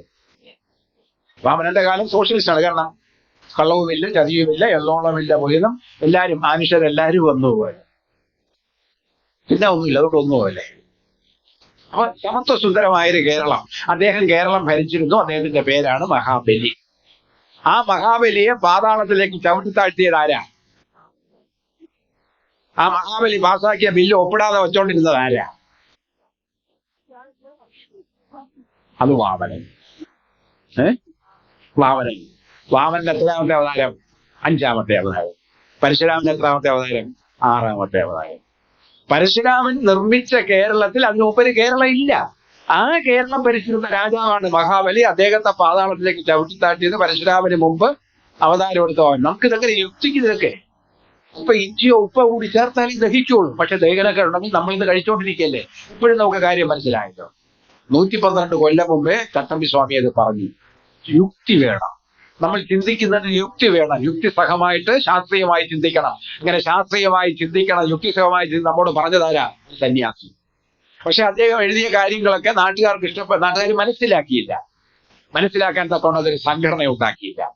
അദ്ദേഹം പറഞ്ഞ കാര്യങ്ങൾ ബുദ്ധിജീവികൾ ഏറ്റെടുത്ത് പറയാത്തതുകൊണ്ട് അദ്ദേഹത്തിന്റെ കാര്യങ്ങൾ മനസ്സിലാക്കാൻ സാധിച്ചില്ല. ഇപ്പൊ നമ്മളെ പോലെയുള്ള പാമരന്മാർ പറഞ്ഞു കിടക്കേണ്ട കാര്യമാണ്. അപ്പൊ ജ്ഞാന നവോത്ഥാനം എന്ന് പറയുന്ന കേരളത്തിൽ നൂറ്റാണ്ടുകളോളം നിലനിന്നിരുന്ന ഈ പരശുരാമ കഥയെ ചിന്തുന്നു. ഏറ്റവും പ്രധാനപ്പെട്ട കാര്യം പ്രാചീന മലയാളത്തെ കൃതിയിലാണ്. 2ാമത്തെ ഗുരുവാണ് ചട്ടമ്പി സ്വാമിയുടെ സതീർത്ഥ്യനും സഹായിയൊക്കെ ആയി നടന്ന സമയം വാസ്തവത്തിൽ കേരളത്തെ മാറ്റിമറിച്ചത് കേരളത്തിന്റെ മതനിരപേക്ഷത എന്താണെന്ന് ആദ്യം പറഞ്ഞു കൊടുത്തേ ആരാ? 1888 കല്ലെടുത്ത് വെച്ചിട്ട് പറയുകയാണ്, ജാതിഭേദം മതദ്വേഷം ഏതുമില്ലാത്ത സർവരും സോദരത്വേന വാഴുന്ന മാതൃകാ സ്ഥാനമാണിതെന്ന് 1888 തന്റെ 32ാമത്തെ വയസ്സിൽ തീഷ്ണ യൗവനം, നമ്മളിപ്പോഴത്തെ തീഷ്ണ യൗവനക്കാർ കേൾക്കാൻ വേണ്ടിയാണ് ഞാൻ പറയുന്നത്. തീഷ്ണ യൗവനം 32 വയസ്സിൽ എട്ടും പൊട്ടും തിരിയാത്തവരല്ലോ, സാഹസികന്മാരല്ല, സാഹസികനായ സന്യാസി എന്ന് വേണം ഞാൻ കുമാരനാഥൻ അദ്ദേഹത്തെ വിശേഷിപ്പിക്കുന്നത്. അദ്ദേഹം കയ്യിൽ എഴുതി വെച്ചെന്താ? ജാതിഭേദം മതദ്വേഷം ഏതുമില്ലാതെ സർവരും സോദരത്വേന വാഴുന്ന മാതൃകാ സ്ഥാനമാണത്. നമ്മളിപ്പോൾ ഒരു കാര്യം മാത്രമേ എടുത്തു പറയുന്നത്, മതനിരപേക്ഷത. അദ്ദേഹം എന്തുകൂടെ പറഞ്ഞു? ജാതി എന്ന് കൂടെ പറഞ്ഞു. അപ്പൊ സെക്കുലറിസം എന്ന വാക്കിന് ഇന്നത്തെ സാഹചര്യത്തിൽ നമ്മൾ വേറെ അർത്ഥം കൂടെ കൊടുക്കണം. ഞാനത് അവസാനം പറയും. ഇപ്പൊ ഗുരുവാണത് ചെയ്തത്. ഇങ്ങനെ കുറെ ദേവാലയങ്ങൾ സ്ഥാപിച്ചു. ഒരു ഘട്ടം കഴിഞ്ഞപ്പോൾ അദ്ദേഹം പറഞ്ഞു, ഇനി ദേവാലയങ്ങളല്ല വേണ്ടത്, വിദ്യാലയങ്ങളാണ്. സംഘടിച്ച് ശക്തരാകും എന്ന് അദ്ദേഹം പറഞ്ഞു. പക്ഷെ കൂടെയുള്ളവർക്ക് മനസ്സിലാവില്ല. അങ്ങനെയാണല്ലോ നമ്മൾ പള്ളിക്കൂടത്തിൽ പോയി സാറന്മാരുണ്ടെങ്കിൽ അറിയാം, ഈ പറയുന്ന കാര്യം മുഴുവൻ കുഞ്ഞിന് മനസ്സിലാവില്ല. എന്തിന്? സഹപ്രവർത്തകർ പോലും മനസ്സിലാവില്ല. സഹപ്രവർത്തകർ മനസ്സിലാവുന്ന നമ്മൾ സമരം ചെയ്ത് ഖ്യാലാവച്ചവരെയൊക്കെ പിടിച്ച് വഴിയാക്കിയിട്ട് അല്ലെങ്കിൽ നമ്മൾ സമരം ചെയ്തിട്ടുണ്ടല്ലോ, സമരം ചെയ്യുമ്പോൾ ചില പണി മുടക്കാതിരിക്കും. പണി മുടക്കാത്തവരെ നമ്മൾ എന്ത് ചെയ്യും? ഒന്ന് കൈകാര്യം ചെയ്യും. അതെന്തിനാ? ബോധം ഉണ്ടാകാൻ വേണ്ടിയിട്ടാ. കാരണം ബോധം ഉണ്ടാകുന്നതിനാ അവനവനെ കുറിച്ച് അറിയണം. അവനവന് ആത്മസുഖത്തിൽ ആചരിപ്പത് അവരന്റെ സുഖത്തിലായി വരുന്ന ഗുരു പറഞ്ഞത് പഠിപ്പിച്ചുകൊടുക്കുന്ന കേരളത്തിലെ തൊഴിലാളികളും കർഷകരും സർക്കാർ ജീവനക്കാരും എല്ലാം കൂടെ ചേർന്ന ഈ വിദ്യാലയങ്ങൾ മതിയെന്ന് പറഞ്ഞപ്പോഴും മനസ്സിലായി. 1903 SNDP യോഗം സ്ഥാപിക്കുന്നത്. അവിടെ ജാതിഭേദ മതദ്വേഷം ഇല്ലാത്തവരോടെ ഉണ്ടാവാൻ അദ്ദേഹം പറഞ്ഞു. പക്ഷെ കൂടെയുള്ളവർക്ക് മനസ്സിലായില്ല. അത് ഈഴവജാതിക്കാർക്ക് വേണ്ടി മാത്രമുള്ളതാണ് എന്ന് അവർ ധരിച്ചുപോയി. നമ്മൾ പലരും ധരിച്ചുപോയല്ലോ, പെണ്ണേന്ന് വിളിച്ചാൽ പൊന്നേന്ന് കേൾക്കും. ധരിച്ചു പോകുന്നതാണ്, കുഴപ്പമില്ല. പക്ഷെ പിന്നീട് എന്ത് ചെയ്തു? 13 കൊല്ലം കഴിഞ്ഞപ്പോൾ അദ്ദേഹത്തിന് പ്രഖ്യാപിക്കേണ്ടി വന്നു, നാം പ്രത്യേക ജാതിയിലോ മതത്തിലോ ഉൾപ്പെടുന്നില്ല. എന്നിട്ടും ചില വർഗക്കാർ നമ്മെ അവരുടെ വിഭാഗത്തിൽപ്പെട്ടതായി കരുതി വരുന്നതിനാൽ നമ്മുടെ വാസ്തവത്തിന് വിരുദ്ധമായ ധാരണയുണ്ടാകാൻ ഇടയായിരിക്കുന്നു. ആവർത്തിച്ച് പറഞ്ഞു. എന്നിട്ടും പിടിയില്ല. കടുത്ത മരുന്ന് കൊടുത്താൽ മാറാത്ത രോഗങ്ങളാണ്. വരട്ടിയോ മാറൂല്ല, ചൊറിഞ്ഞോണ്ടേ ഇരിക്കും. ചൊറിഞ്ഞാലുള്ള ഗുണമല്ല, ചൊറിയും തോറും കഴിക്കും തോറും ചൊറിയും, അവസാനം പുണ്ണുണ്ടാവും. ഇപ്പോഴും ചൊറിഞ്ഞോണ്ടിരിക്കും. ജീവിതം കണ്ടറിയും, ചൊറിഞ്ഞോണ്ടേ ഇരിക്കും. അത് ശീലമായിരിക്കും. വരട്ടി ചൊറി എന്ന് പറയും. സൊറാക്ഷൻ എന്നുള്ള രോഗം ഉണ്ടല്ലോ, അതാണ്. നിവൃത്തിയില്ല, അദ്ദേഹം നാടുവിട്ടു. 1917 അദ്ദേഹം നാടുവിട്ട് പോയപ്പോഴാണ് മനസ്സിലായത്, വിഗ്രഹ പ്രതിഷ്ഠയില്ലാത്ത ക്ഷേത്രത്തിൽ വിശ്വാസികൾ വരില്ല. ക്ഷേത്രത്തിൽ നമ്മൾ പോകുന്നതുകൊണ്ടാണ്, പ്രതിഷ്ഠ ഉള്ളതുകൊണ്ടാണ്. മഹാബലിപുരത്തെ മഹാക്ഷേത്രങ്ങൾ ഉണ്ടല്ലോ, പഴയ ക്ഷേത്രമാണ്, പക്ഷെ പ്രതിഷ്ഠയില്ല. ഇപ്പൊ ടൂറിസത്തിന് മാത്രമേ അവിടെ സാധ്യതയുള്ളൂ. നമ്മുടെ വിനോദസഞ്ചാരികൾ മാത്രമേ അവിടെ പോകുന്നു. പല്ലവാൻ എന്ന് പറഞ്ഞ സ്ഥലത്ത്, തമിഴ്നാട്ടിന്റെ കിഴക്കേ തീരത്ത് ഇങ്ങനെയാണ്. അദ്ദേഹം പിന്നെ ചെറുപ്പത്തിലാക്കി തിരിച്ചു വന്നു. അദ്ദേഹത്തിന്റെ കൂടെ ആദ്യത്തെ വൈസ് പ്രസിഡന്റായിരുന്ന ഡോക്ടർ പൽപു 1917 രാജിവെച്ചു. കാരണം യോഗത്തിൽ സഹകരിച്ച് പോവാൻ പറ്റില്ല, ക്ഷിതനായി. അദ്ദേഹം പിന്നെ ഏകാന്തനായിട്ടാണ് പോയി ചോദിച്ചാൽ ആരും അന്വേഷിക്കില്ലാതെ മരിച്ചു. അദ്ദേഹത്തിന്റെ വീട് പേട്ടയിലുണ്ട്. അതിപ്പോഴും അനാഥമായി കിടക്കുന്നു. സംസ്ഥാന സർക്കാരിന്റെ പുരാവസ്തു വകുപ്പ് അതിന്റെ നിയന്ത്രണത്തിലാണെന്ന് എടുക്കാനൊക്കെ ഇപ്പൊ തീരുമാനിച്ചിട്ടുണ്ട്. ആദ്യത്തെ ജനറൽ സെക്രട്ടറി, 15 കൊല്ലക്കാലം ജനറൽ സെക്രട്ടറി ആയിരുന്ന മഹാകവി കുമാരനാശൻ, അദ്ദേഹത്തെ 1918 കൊല്ലത്ത് ചേർന്ന സമ്മേളനത്തിൽ വെച്ച് തോൽപ്പിച്ചു. അദ്ദേഹത്തിന് മനസ്താപം ഉണ്ടായി. അത് കഴിഞ്ഞ 15 വർഷക്കാലം നിസ്വാർത്ഥമായി ഗുരുവിന്റെ പാത പിന്തുടർന്ന് ഇവരെ സംഘടിപ്പിക്കാനും അവർക്ക് ഐക്യബോധം ഉണ്ടാക്കി കൊടുക്കാനും സ്വത്വബോധം ഉണ്ടാക്കി കൊടുക്കാനും തലയോർത്ത് നിൽക്കാനും അവകാശങ്ങൾക്ക് വേണ്ടി പോരാടാൻ ചങ്കൂറ്റം ഉണ്ടാക്കി കൊടുത്തൊരു മഹാകവി തന്റെ കവിതയിലൂടെ വിശ്വമഹാകവിയായി മാറുകയും ആ വിശ്വമഹാകവിയുടെ ദർശനം, വിശ്വപുരുഷന്റെ ദർശനത്തെ ജനങ്ങളിൽ എത്തിക്കാനായിട്ട് പാട്ടുപാടി നടന്ന ആ കവി നിവൃത്തിയില്ലാതെ അദ്ദേഹം തോൽക്കേണ്ടി വന്നു. ആ തോൽവിയുടെ അവസാനമാണ് അദ്ദേഹം ഒരു മലയാള കവിത എഴുതി. നമുക്ക് മലയാളിയെ എഴുതിയത് ഗ്രാമവൃക്ഷത്തിലെ കുഴി. നിങ്ങൾ കേട്ടിട്ടുണ്ടാവും, ഗ്രാമവൃക്ഷത്തിലെ കുഴി. പകൽ സമയത്ത് കാക്കകളെപ്പോലും വന്ന് കൊത്തിപ്പറിക്കുകയും രാത്രികാലങ്ങളിൽ കടവാതിലുകളോടെ വന്ന് കടിച്ചു പറിക്കുകയും ചെയ്യുന്ന ഹിംസ പക്ഷികളുടെ നടുവിൽ ഇതായി ഞാൻ പാവം കുയിൽ, പാടാൻ മാത്രം അറിയാവുന്ന, നീട്ടി കൂകാൻ മാത്രം അറിയാവുന്ന കാക്കകൾ ഞങ്ങളെ ഇങ്ങനെ ഓടിച്ചെന്ന ആ കവി ഇതായിരുന്നു പാടുന്നു, ഗ്രാമവൃക്ഷത്തിലെ കുയിലാണ് ഞാൻ എന്ന് അദ്ദേഹത്തിന് പരിതപിക്കേണ്ടി വന്ന ആ കവിത എഴുതിയതിന്റെ പശ്ചാത്തലം ഇതാണ്. ഇതൊക്കെ ആയിട്ടും കൂടെ ഉള്ളവർക്ക് ബോധ്യമാകുന്നതാണ് 924 ആലുവ അദ്വൈതാശ്രമത്തിൽ വെച്ച് സർവമത സമ്മേളനം ചെയ്യുക. ഞാനിത് അടുക്കായിട്ട് പറയുന്നില്ല, കാരണം നമുക്ക് ഓർമ്മകൾ ഉണ്ടായിരിക്കണം എന്ന് പറയാം. നമ്മൾ മറന്നു പോകരുതെന്ന് പറയാതിരിക്കാം. ചില കാര്യങ്ങൾ കുത്തി നോവിച്ചുകൊണ്ടേ ഇരുന്നാലേ നമുക്ക് ഓർമ്മയുണ്ടാവും. ആ ഓർമ്മ ഉണ്ടാകാൻ വേണ്ടി ഞാൻ പറയാണ്, മറന്നു പോകാതിരിക്കാൻ വേണ്ടി പറയുകയാണ്. 24 സർവമത സമ്മേളനം വിളിച്ച്, ആ സർവമത സമ്മേളനത്തിന്റെ സംഘാടകൻ സ്വാമി സത്യവ്രതനായിരുന്നു. ഇതിന്റെ സ്വാഗത പ്രസംഗം അവതരിപ്പിച്ചതും സത്യവ്രതനാണ്. അത് സത്യവ്രതനും സഹോദരൻ അയ്യപ്പനും CV കുഞ്ഞിരാമനും കൂടി എഴുതി തയ്യാറാക്കി ഗുരുവിനെ കാണിച്ചു. ഗുരുവിന് ചില ഭേദഗതികളൊക്കെ വരുത്തിയ ശേഷം അത് അവിടെ വായിക്കാനായിട്ട് സത്യവ്രതനെ 1 മണിക്കൂറോളം നീണ്ട പ്രസംഗമാണ്. ആ പ്രസംഗം നിങ്ങൾക്ക് വായിക്കാൻ കിട്ടും, നിങ്ങൾ വാങ്ങണം. ശ്രീനാരായണ ഗുരുദേവൻ എന്ന പേരിൽ MK സാനു എഴുതിയ ഒരു പുസ്തകമുണ്ട്. അതിലൊരു അധ്യായം തന്നെ ഇത് പൂർണ്ണമായിട്ട് കൊടുത്തിട്ടുണ്ട്. എന്താ അതിൽ പറയുന്നത്? ഇവിടെ ഞാൻ പറഞ്ഞ 2 കാര്യങ്ങൾ മാത്രമേ പറയൂ. ഇന്നത്തെ കാലത്ത് പ്രസക്തമായ 2 കാര്യങ്ങൾ മാത്രമേ പറയുന്നുള്ളൂ. ഒന്ന്, ഗന്ധകാമ്ലം കണ്ടുപിടിക്കുന്നത് ശാസ്ത്രജ്ഞരാണ്. എന്തോന്നാ ഈ ഗന്ധകാമ്ലം? അറിഞ്ഞൂടാ. കാരണം നമുക്ക് മലയാളം അറിഞ്ഞൂടെ, ഇംഗ്ലീഷ് അറിഞ്ഞൂടെ ചെയ്യാം. സൾഫ്യൂരിക് ആസിഡിന്റെ നല്ല മലയാളമാണ് ഗന്ധകാമ്ലം. ഗന്ധകാമ്ലം കണ്ടുപിടിക്കുന്നത് ശാസ്ത്രജ്ഞരാണ്. എന്നാൽ അത് വെച്ച് ഉപകരണങ്ങൾ ഉണ്ടാക്കി വിറ്റ് കാശാക്കുന്നത് വ്യവസായിയാണ്. നമുക്കറിയാമല്ലോ, സൾഫ്യൂരിക് ആസിഡ് ഇപ്പോൾ അവിടെ ബോംബ് വീഴുന്നത്, മിസൈൽ ഉണ്ടാക്കുന്ന ആരാ? കണ്ടുപിടിച്ചത് ശാസ്ത്രജ്ഞനാണ്. ഏതോ ശാസ്ത്രജ്ഞൻ, ഏണസ്റ്റ് റദർഫോർഡ് ഒരു ശാസ്ത്രജ്ഞൻ ലബോറട്ടറിയിൽ നിന്ന് കണ്ടുപിടിച്ചാണ് ദ്രവ്യത്തിന്റെ ഏറ്റവും ചെറിയ രൂപമായ ആറ്റത്തെ, അണുവിനെ വിഭജിക്കാമെന്ന്. അങ്ങനെ വിഭജിച്ചാൽ ഊർജ്ജം ഉണ്ടാവുന്നത് വീണ്ടും 10 കൊല്ലം കഴിഞ്ഞപ്പോൾ ഐൻസ്റ്റീന്റെ കാലത്താണ് മനസ്സിലായത്. ഇങ്ങനെ വിഭജിച്ചാലും യോജിപ്പിച്ചാലും ഊർജ്ജം ഉണ്ടാവും. ആ ഊർജ്ജത്തെ സംഹാരശേഷിയുള്ള ഒരു ബോംബാക്കി, ആയുധമാക്കി മാറ്റാമെന്ന് കണ്ടുപിടിച്ചത് ഓപ്പൻഹീമറാണ്. ആ ഓപ്പൻഹീമറെ ജയിലിൽ അടച്ചിട്ട്, അഥവാ രോഗിയാണ്, മനോരോഗിയാണെന്ന് പറഞ്ഞ് ഒരു ആശുപത്രിയിൽ അടച്ചിട്ടതിന് ശേഷം കൊണ്ട് ഹിരോഷിമയിലും നാഗസാക്കിയിലും പ്രയോഗിച്ചതാണ് 2 ലക്ഷത്തിലധികം ആൾക്കാർ മരിക്കാനിടയായത്. 2 ലക്ഷത്തിൽ തൽക്ഷണം മരിച്ചു പോകട്ടെ, ലക്ഷക്കണക്കിന് ആൾക്കാർ ചത്തതിനൊപ്പമേ ജീവിച്ചിരിക്കലുമെന്ന് രാവിലെ സൂര്യപ്രകാശമേറ്റ് മഞ്ഞുകണങ്ങൾ കൊഴിഞ്ഞിങ്ങനെ അലിഞ്ഞു പോകുന്നത് പോലെ ഉയരുന്ന മാംസപേശികളുമായി എത്ര തലമുറകളിലും ജപ്പാനിലെ ജനങ്ങൾ ജീവിക്കേണ്ടി വന്നു. അവിടുത്തെ അമ്മമാർ പതിറ്റാണ്ടുകളോളം പ്രസവിച്ചിരുന്നത് വായും മൂക്കും കണ്ണുമില്ലാത്ത തുടിക്കുന്ന മാംസമുണ്ടെങ്കിൽ. ജീവനുണ്ട്, കണ്ണില്ല, വായില്ല, മൂക്കില്ല, വെറും മാംസമുണ്ടെങ്കിൽ. അതിനെല്ലാം ഇടയാക്കിയത് ആയുധമാണ്. ആ ആയുധം കണ്ടുപിടിച്ചത് ആര്? അതിന് ശാസ്ത്രതത്വം കണ്ടുപിടിച്ചത് ഒരു ശാസ്ത്രജ്ഞനേതോ ലബോറട്ടറിയിൽ പരീക്ഷണശാലയിലിരുന്നു. പക്ഷെ അത് വിറ്റ് കാശാക്കിയത് ആര്? അമേരിക്കൻ മുതലാണ്. അപ്പോ ശാസ്ത്രജ്ഞന്മാർ കണ്ടുപിടിക്കുന്ന ചില സാങ്കേതിക വിദ്യകളെ ഉപകരണങ്ങളാക്കി മാറ്റി വിറ്റ് കാശാക്കുന്നത് വ്യവസായിയാണ്. ഉദാത്തങ്ങളായ ആത്മീയ തത്വങ്ങൾ കണ്ടുപിടിക്കുന്നത് ആത്മീയാചാര്യന്മാരാണ്, സന്യാസിമാരാണ്. എന്നാൽ അവയെ വിറ്റ് കാശാക്കുന്നത് മതവ്യവസായികളാണ്. നിങ്ങളാ ലേഖനെടുത്ത് വായിക്കണം, സ്വാഗത പ്രസംഗം, മതവ്യവസായി. ഇതിനപ്പുറം നല്ലൊരു പേര് പറഞ്ഞു തരാൻ ഗുരുവിനല്ലാതെ ആർക്ക് സാധിക്കും? മതവ്യവസായികളാണ്. ഇപ്പൊ വിറ്റ് കാശാക്കുന്ന മതവ്യവസായികളല്ലേ. വേദത്തിന്റെ പേരിലായാലും, ഇസ്ലാമിന്റെ പേരിലായാലും, ഹിന്ദുത്വത്തിന്റെ പേരിലായിരുന്നാലും, ലോകത്ത് മറ്റേതെങ്കിലും മതങ്ങളുണ്ടെങ്കിൽ അതിന്റെ പേരിലായിരുന്നാലും ഒക്കെ വിറ്റ് കാശാക്കുന്നത് ആര്? സംഹരിച്ച് തള്ളുന്നത് ആര്? മതവ്യവസായികൾ. അപ്പൊ ഏതെങ്കിലും ഉദാത്തമായ സിദ്ധാന്തം കണ്ടുപിടിക്കുന്ന ആത്മീയ ആചാര്യനെ പച്ചയ്ക്ക് കൊന്നിട്ട് അദ്ദേഹത്തിന്റെ സിദ്ധാന്തങ്ങളെ ആയുധമാക്കി വിറ്റ് കാശാക്കുന്നു എന്ന് ഗുരു പറഞ്ഞത് 924 സർവമത സമ്മേളനത്തിലാണ്.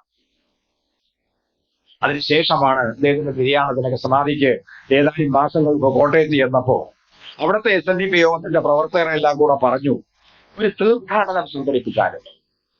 അപ്പൊ അദ്ദേഹം ചോദിച്ചു എങ്ങോട്ട്? ഗുരു ചോദിച്ചു എങ്ങോട്ട്? നമുക്ക് ശിവഗിരിയിലേക്ക് ആവാം. ഓ, നല്ല കാര്യമാണ്, ഗുരുവിന് ഇഷ്ടപ്പെട്ടു. എന്താ, എങ്ങനെയാ എന്നൊക്കെ ചോദിച്ചു. കാര്യങ്ങളൊക്കെ സംസാരിച്ചോ പറഞ്ഞു. അപ്പൊ അങ്ങനെ പോകുന്നവരെങ്ങനെ പോകണം? പോകുന്നവർക്ക് പ്രത്യേക വേഷം വല്ലതും വേണം? അപ്പൊ ഗുരു ഒന്ന് ആലോചിച്ചിട്ട് പറഞ്ഞു, വേണം. നമ്മൾ തീർത്ഥാടനത്തിലാണ് പോണേന്നെങ്കിലും തോന്നണമല്ലോ. നമുക്ക് പള്ളിക്കുളത്തിലാണ് പോണേന്ന് തോന്നാൻ വേണ്ടിയിട്ടാണ് ഇപ്പൊ യൂണിഫോം ഏർപ്പെടും. നമ്മളിപ്പോൾ യൂണിഫോം ഇല്ലാതെ പഠിച്ചില്ല. ഒരാഴ്ചക്ക് ഒരു ജോഡിയേ ഉണ്ടായിരുന്നുള്ളൂ, ഒരു കാക്കി നിക്കറും വെള്ള ഷർട്ടും. ഒരാഴ്ചക്കോ, ശനിയാഴ്ച തൊട്ട് കഴുകിയില്ല. ഇടവപ്പാതി മഴയാണെങ്കിൽ ഉണങ്ങൂല്ല. അടുക്കളയിൽ കയറിൽ കുത്തിയിട്ട് പോകാം. അപ്പൊ തിങ്കളാഴ്ച നല്ല സുഗന്ധമായിട്ടാണ് പോകാമാണ്. അതെന്താ കാലം. ഇന്നത്തെ ഒരു കുട്ടിയും അയക്കാതെ നമ്മളൊക്കെ കൂടിയല്ലേ മാറ്റിയത്. ഇന്നത്തെ കുഞ്ഞുങ്ങളെ നടക്കാൻ സമ്മതിക്കാത്തത് ആര്? ഞാൻ 6 മൈൽ നടന്നാണ് ഹൈസ്കൂളിൽ പഠിച്ചത്. 8 മൈൽ നടന്നാണ് കോളേജിൽ പഠിച്ചത്. ഇപ്പോഴോ നമ്മുടെ കുഞ്ഞുങ്ങളെ നമുക്ക് നടക്കാൻ സമ്മതിക്കോ? ഇല്ല. രാവിലെ കുഞ്ഞിനെ സ്കൂളിൽ ചേർക്കും, അച്ഛനും അമ്മയെ കൊണ്ടുപോയി ചേർക്കും. രാവിലെ കുഞ്ഞിനെ കുളിപ്പിച്ച് യൂണിഫോമൊക്കെ ഇട്ട് ഒരു ലോഡ് മുതുകത്ത് കയറ്റി പിന്നെ ഓട്ടോറിക്ഷയിലോ സ്കൂൾ ബസ്സിലോ അല്ലെങ്കിൽ ഏതെങ്കിലും കാറിലോ വണ്ടിയിലോ കുട്ടിയെ ഇന്നത്തെ കമ്പ്യൂട്ടർ ഭാഷയിൽ പറഞ്ഞ അപ്ലോഡ് ചെയ്യും. സ്കൂളിൽ ചെല്ലുമ്പോൾ അവിടുത്തെ ആയ ടീച്ചറോ കുഞ്ഞിനെ ഡൗൺലോഡ് ചെയ്യും. അപ്പൊ ഈ പഠിത്തമൊക്കെ കഴിഞ്ഞ് കുഞ്ഞിനെ പഠിക്കാൻ സമ്മതിക്കില്ല, ഊണ് കഴിക്കാൻ മാത്രമേ സമ്മതിക്കുള്ളൂ. ക്ലാസ്സിൽ ഇരുന്ന കാര്യങ്ങളൊക്കെ ചെയ്തതിന് ശേഷം വൈകുന്നേരം വീണ്ടും ആയ ടീച്ചറോ ബസ്സിലോ ഓട്ടോറിക്ഷയിലേക്ക് അപ്ലോഡ് ചെയ്യുന്നു. വീട്ടിൽ വരുമ്പോൾ മുത്തശ്ശന്മാര് ഡൗൺലോഡ് ചെയ്യുന്നു. ഇങ്ങനെ കുളിപ്പിക്കും, പത്രം കൊടുക്കും, ആ വസ്ത്രവും കൊടുത്ത് ആഹാരവും കൊടുത്ത് നേരെ നയിക്കുന്നത് എങ്ങോട്ടാ?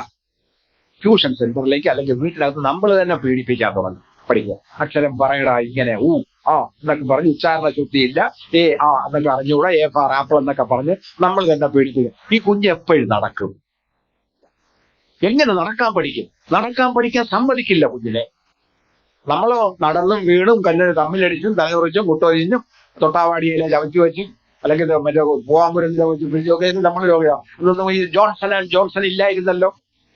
ഇന്നത്തെ കുട്ടികൾക്ക് അതാണ് സ്ഥിതി. അതുകൊണ്ട് നമ്മൾ ഉണ്ടാക്കി വെച്ച നല്ല കാര്യമാണ്, മറുവശത്തിന് വിലയും ഉണ്ട്. അത് പോട്ടെ.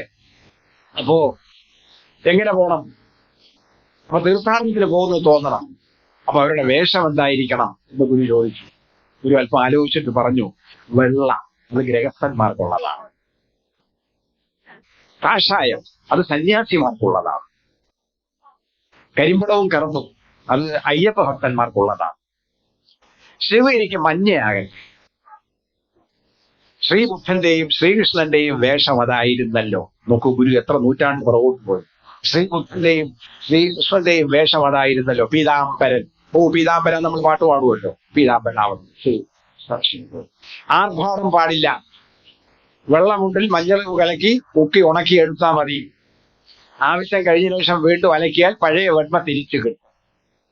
അതാണ് സമ്മതിച്ചു. ഇനി പോകുന്നവർക്ക് എന്താ ഒരു രൂപം വേണ്ടേ? നമുക്ക് 10 ദിവസത്തെ ദീക്ഷ അല്ലെങ്കിൽ ഈ പ്രതിജ്ഞ അല്ലെങ്കിൽ ഇതിനേറി എങ്ങനെ മാറ്റാം എന്ന് പറഞ്ഞ് പഞ്ചശുദ്ധി, 5 തരത്തിലുള്ള ശുദ്ധി വേണം. ഏതാണ്? ശരീരശുദ്ധി അത് വേണം,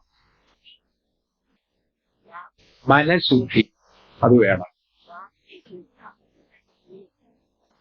വാക്ശുദ്ധി അത് വേണം, കർമ്മശുദ്ധി അത് വേണം.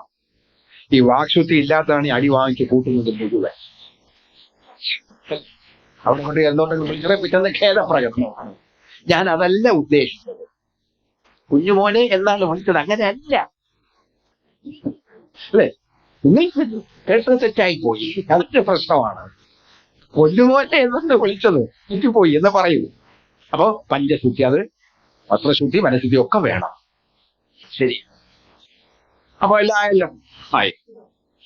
അപ്പൊ ഗുരു ചോദിച്ചു, നിങ്ങൾ എന്തിനാ പോണേ? ഏതൊരു സിനിമയിൽ, 5 സിനിമയിൽ മറ്റേ ജഗതി ഒരുത്തരോട് ചോദിക്കല്ലോ, നീ എന്തിനാ പഠിക്കുന്നത്? ഞാൻ ഡിഗ്രിക്ക് പഠിക്കുക.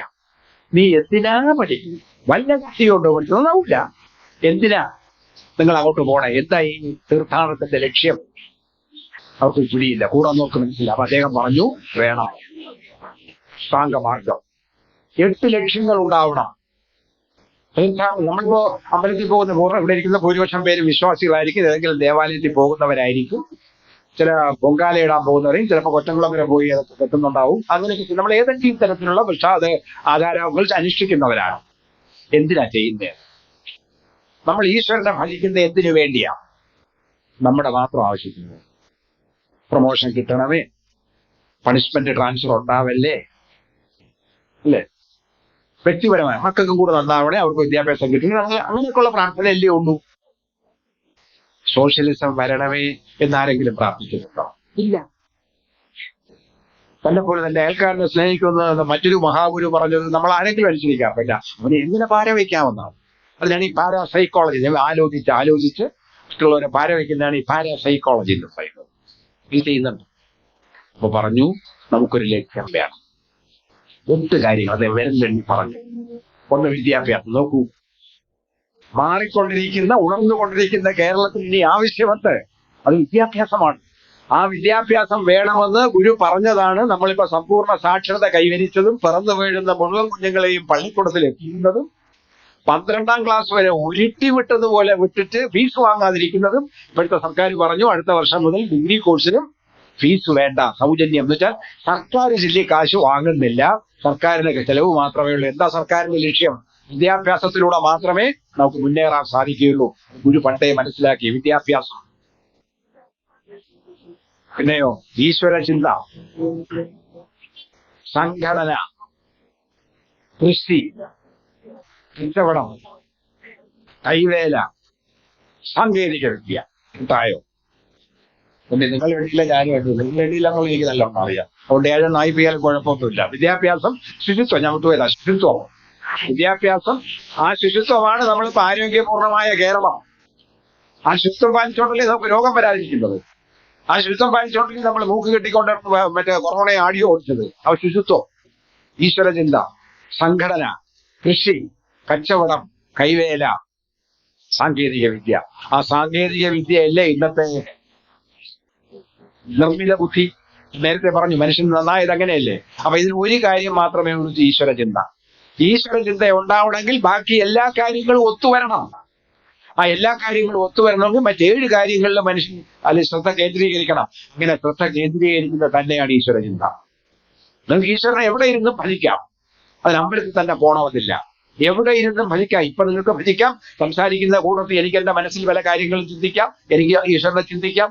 എവിടെ ഇരുന്ന് വേണമെങ്കിലും യാത്രയ്ക്ക് ഉറങ്ങിപ്പോകുമ്പോൾ മാത്രമേ ഉള്ളൂ. പക്ഷെ ഉറങ്ങുന്നതിന് മുമ്പ് നമ്മൾ ഈശ്വരനെ ഭജിച്ചുകൊണ്ടാണ്. അതിന് പ്രത്യേക അമ്പലത്തിൽ പോകേണ്ടതില്ല. അതുകൊണ്ടാണ് പ്രതിഷ്ഠ നടത്തിയ ഗുരു തന്നെ പറഞ്ഞു, ഇനി പ്രതിഷ്ഠ വേണ്ട, ഇനി വിദ്യാലയങ്ങൾ മതി, ദേവാലയങ്ങൾ വേണ്ട എന്ന്. അപ്പോ നമുക്ക് വർത്തമാനകാല ഇന്നത്തെ ഇന്ത്യയിൽ, മതനിരപേക്ഷം നമ്മൾ പറയുന്ന ഇന്ത്യയിൽ എന്തിനാ അമ്പലത്തിൽ പോണേ? പോകാതെ നമുക്ക് ഈശ്വരനെ ഭജിക്കാമല്ലോ. പോകാതെയും ഈശ്വരനെ ഭജിക്കാമെന്നുള്ള ബോധം നമുക്കുണ്ടാവണം.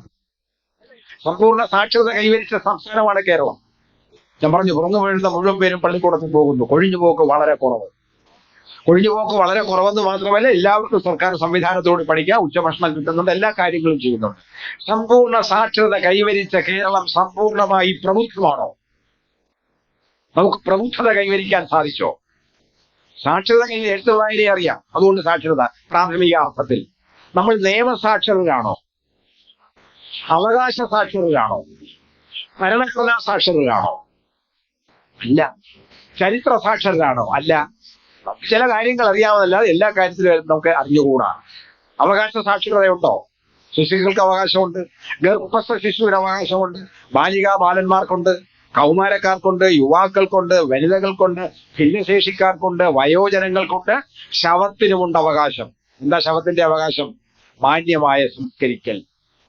ബന്ധുക്കളോ കൂട്ടുകാരോ അത് ചെയ്തില്ല എങ്കിൽ ഇറ്റ് ഈസ് അതിന്റെ സർക്കാരിന്റെ ബാധ്യതയാണ്. അവകാശവും കടമയും ഒരു നാണയത്തിന്റെ രണ്ടു വശമാണ്. ഇപ്പുറത്ത് അവകാശമുണ്ടെങ്കിൽ അപ്പുറത്ത് കടമയുണ്ട്. വ്യക്തിയുടെ അവകാശം എന്ന് പറയുന്നത് രാഷ്ട്രത്തിന്റെ കടമയാണ്. എനിക്ക് വിദ്യാഭ്യാസ തുല്യതയ്ക്കുള്ള അവകാശമുണ്ടെങ്കിൽ എന്റെ തുല്യത നിഷേധിക്കപ്പെട്ടാൽ അത് സ്ഥാപിച്ചു തരേണ്ട ഉത്തരവാദിത്വം ആർക്കാണ്? അത് സർക്കാരിനാണ്. അത് സ്ഥാപിച്ചു കിട്ടാൻ വേണ്ടിയാണ് നമ്മൾ കോടതിയിൽ പോകുന്നത്. അതാണ് മൗലിക അവകാശവും മറ്റവകാശങ്ങൾ. സർക്കാരിന് ചില അവകാശങ്ങളുണ്ട്, അത് നമ്മുടെ കടമയാണ്. ദേശീയ പതാകയും ദേശീയ ചിഹ്നത്തെയും വന്ദിക്കുക നമ്മുടെ കടമയാണ്. ആ കടമ നിറവേറ്റിയില്ലെങ്കിൽ സർക്കാരിന് കേസെടുക്കാം. അപ്പൊ നമ്മുടെ അവകാശം അവരുടെ കടമയാണ്, അവരുടെ കടമ നമ്മുടെ അവകാശമാണ്. ഒരു ശവശരീരത്തിന്റെ അവകാശം എന്ന് പറഞ്ഞാൽ ഡീസന്റ് ബെറിയൽ. ഇങ്ങനെ സംസ്കരിച്ചില്ലെങ്കിലോ സർക്കാർ ഏറ്റെടുക്കും. മുനിസിപ്പാലിറ്റിയും പോലീസും റവന്യൂ അധികാരികളും കൂടെ വന്ന് നാട്ടുകാരുടെ സാന്നിധ്യത്തിൽ അയാൾ ഏതെങ്കിലും അറിയാവുന്ന ആളാണെങ്കിൽ അയാളുടെ മാന്യമായ അയാളുടെ ആചാരം അനുസരിച്ച് അയാളെ സംസ്കരിക്കുന്നില്ലെങ്കിൽ അല്ലാത്ത രീതിയിൽ സംസ്കരിക്കും. അപ്പൊ സർവത്ര അവകാശമുണ്ട്. പക്ഷെ നമുക്കത് സാക്ഷരരല്ല. ആ സാക്ഷരത പോകട്ടെ, പക്ഷെ നമ്മൾ പ്രബുദ്ധരാണോ? നമ്മൾ യുക്തിക്ക് അധിഷ്ഠിതമായിട്ടാണോ ജീവിക്കുന്നത്? യുക്തിബോധത്തോടെയാണോ ജീവിക്കുന്നത്? അല്ല. യുക്തിബോധത്തോടെ അല്ലാത്ത യുക്തിബോധത്തോടെ ചിന്തിക്കുന്നതും ജീവിക്കുന്നതുമാണ് പ്രബുദ്ധത എന്ന് പറയുന്നത്. കാലം മാറുമ്പോൾ ചില ആചാരങ്ങൾ ചാരമായി പോകണം. കാലം മാറുമ്പോൾ ചില ആചാരങ്ങൾ ചാരമായി പോകണം. പണ്ട് കേരളത്തിൽ നരബലി ഉണ്ടായിരുന്നു, ഇപ്പോ ഉണ്ടോ? എന്തുകൊണ്ടാണ് ഇല്ലാതായത്? കുരുതിയോടൊക്കെ ആളില്ലാത്തതുകൊണ്ടാണോ? അല്ല. നരബലി നിർത്തി. നമ്മൾ സമൂഹത്തിന് പ്രബുദ്ധതയുണ്ടായിരുന്നു. ജന്തുബലിയുണ്ടോ? ഇപ്പൊ ഉണ്ടോ? പ്രതീകാത്മ ഇന്ത്യ തിരുവനന്തപുരത്തിന് 2 കൂട്ടർ പ്രതീകാത്മകമായി ചെയ്യുന്നുണ്ട്. അവിടെ കരിക്കകം ക്ഷേത്രത്തിൽ, അവിടെ വട്ടിയൂർത്തുഴവങ്കോട് ക്ഷേത്രത്തിൽ കോഴിയാണ് ബലി കൊടുക്കുന്നത്. കൊല്ലൂല്ല. ഞാനതറിയാൻ കാരണം എനിക്ക് നാടൻ കോഴി ഇഷ്ടമാണ്. പാളയം മാർക്കറ്റിൽ വാങ്ങാൻ ചെന്നപ്പോൾ പറഞ്ഞു, ഞാൻ ലോകത്തിന്റെ കൂടെ പറഞ്ഞു, ഇപ്പൊ ആര് ബ്രോയിലർ കോഴിയുണ്ട്, ആര് വളർന്ന മെനക്കേടല്ലേ, കൂടില്ല കുട്ടയില്ല പറയുന്നത്. അല്ല സാറേ, ക്ഷേത്രത്തിൽ കൊണ്ട് ഞങ്ങൾ അവിടുന്ന് ലേലം ചെയ്ത് നിൽക്കുന്നതാണ്. അതുകൊണ്ട് എനിക്കൊരു ഗുണമുണ്ടായി, ദേവീ കടാക്ഷം. എന്താണ്, എനിക്ക് നാടൻ കോഴി ഇല്ലാനുള്ള അവസരമുണ്ടായി. കൊടുക്കുന്നതിന്റെ അവിടെ മന്ത്രം ജപിച്ച് അതിന് കൂടിനകത്ത് ചേർന്ന് വന്നു. തക്കാട് ശ്മശാനത്തിൽ ഈ കരിനാളിന് മരിക്കുന്ന ആൾക്കാരുടെ ആത്മാവിന് മോക്ഷം കിട്ടാൻ വേണ്ടി കോഴിയെ കൊണ്ടുവന്ന് ആക്കിട്ട് പോകും. പണ്ട് കഴുത്തിറക്കുന്ന ഞാൻ കണ്ടിട്ടുണ്ട്. ഇപ്പോഴല്ല, വേനൽ അല്പം മുറിച്ച് ചോരയോടെ ഇട്ടിട്ട് കൊണ്ടുപോകും. ജന്തുബലി എന്തായാലും പോയി, പക്ഷെ ഇപ്പോഴും ആചാരമായിട്ട് നിൽക്കുന്നു. പക്ഷെ വേറെ പലതും ഇപ്പോഴും നിൽക്കുന്നില്ലോ. ഈ രണ്ടും മാറിയത് എന്തുകൊണ്ടാ?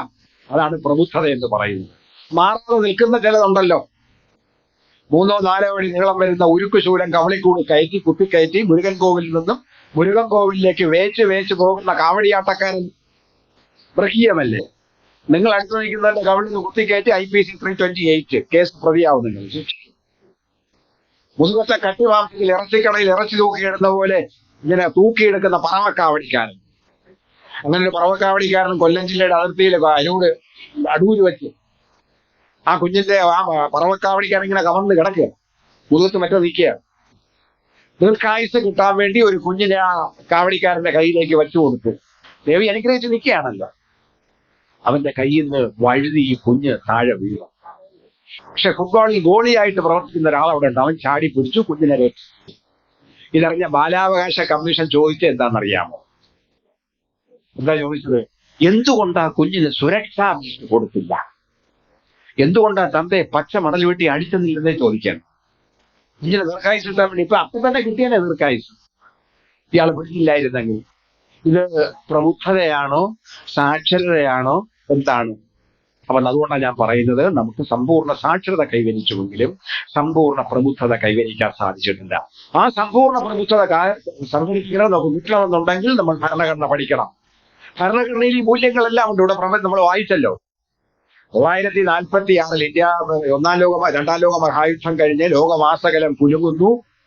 കോളനികൾക്ക് പഴയ പോലെ നിൽക്കാൻ പറ്റില്ല എന്ന് മനസ്സിലായപ്പോൾ ഇന്ത്യക്ക് സ്വാതന്ത്ര്യം കൊടുത്തേ മതിയാവൂ എന്നുള്ളത് എങ്ങനെ വികലമാക്കി കൊടുക്കാമെന്ന കാര്യം എന്തിനും കൂടി ആലോചിച്ചു. അങ്ങനെ ആലോചിച്ചതിന്റെ ഫലമായിട്ട് ക്യാബിനറ്റ് മിഷനെ ഇങ്ങോട്ടായി അവരൊന്ന് ചർച്ച ചെയ്ത് അവർ വെച്ചൊരു നിർദ്ദേശമാണ് ഒരു ഇടക്കാല മന്ത്രിസഭ.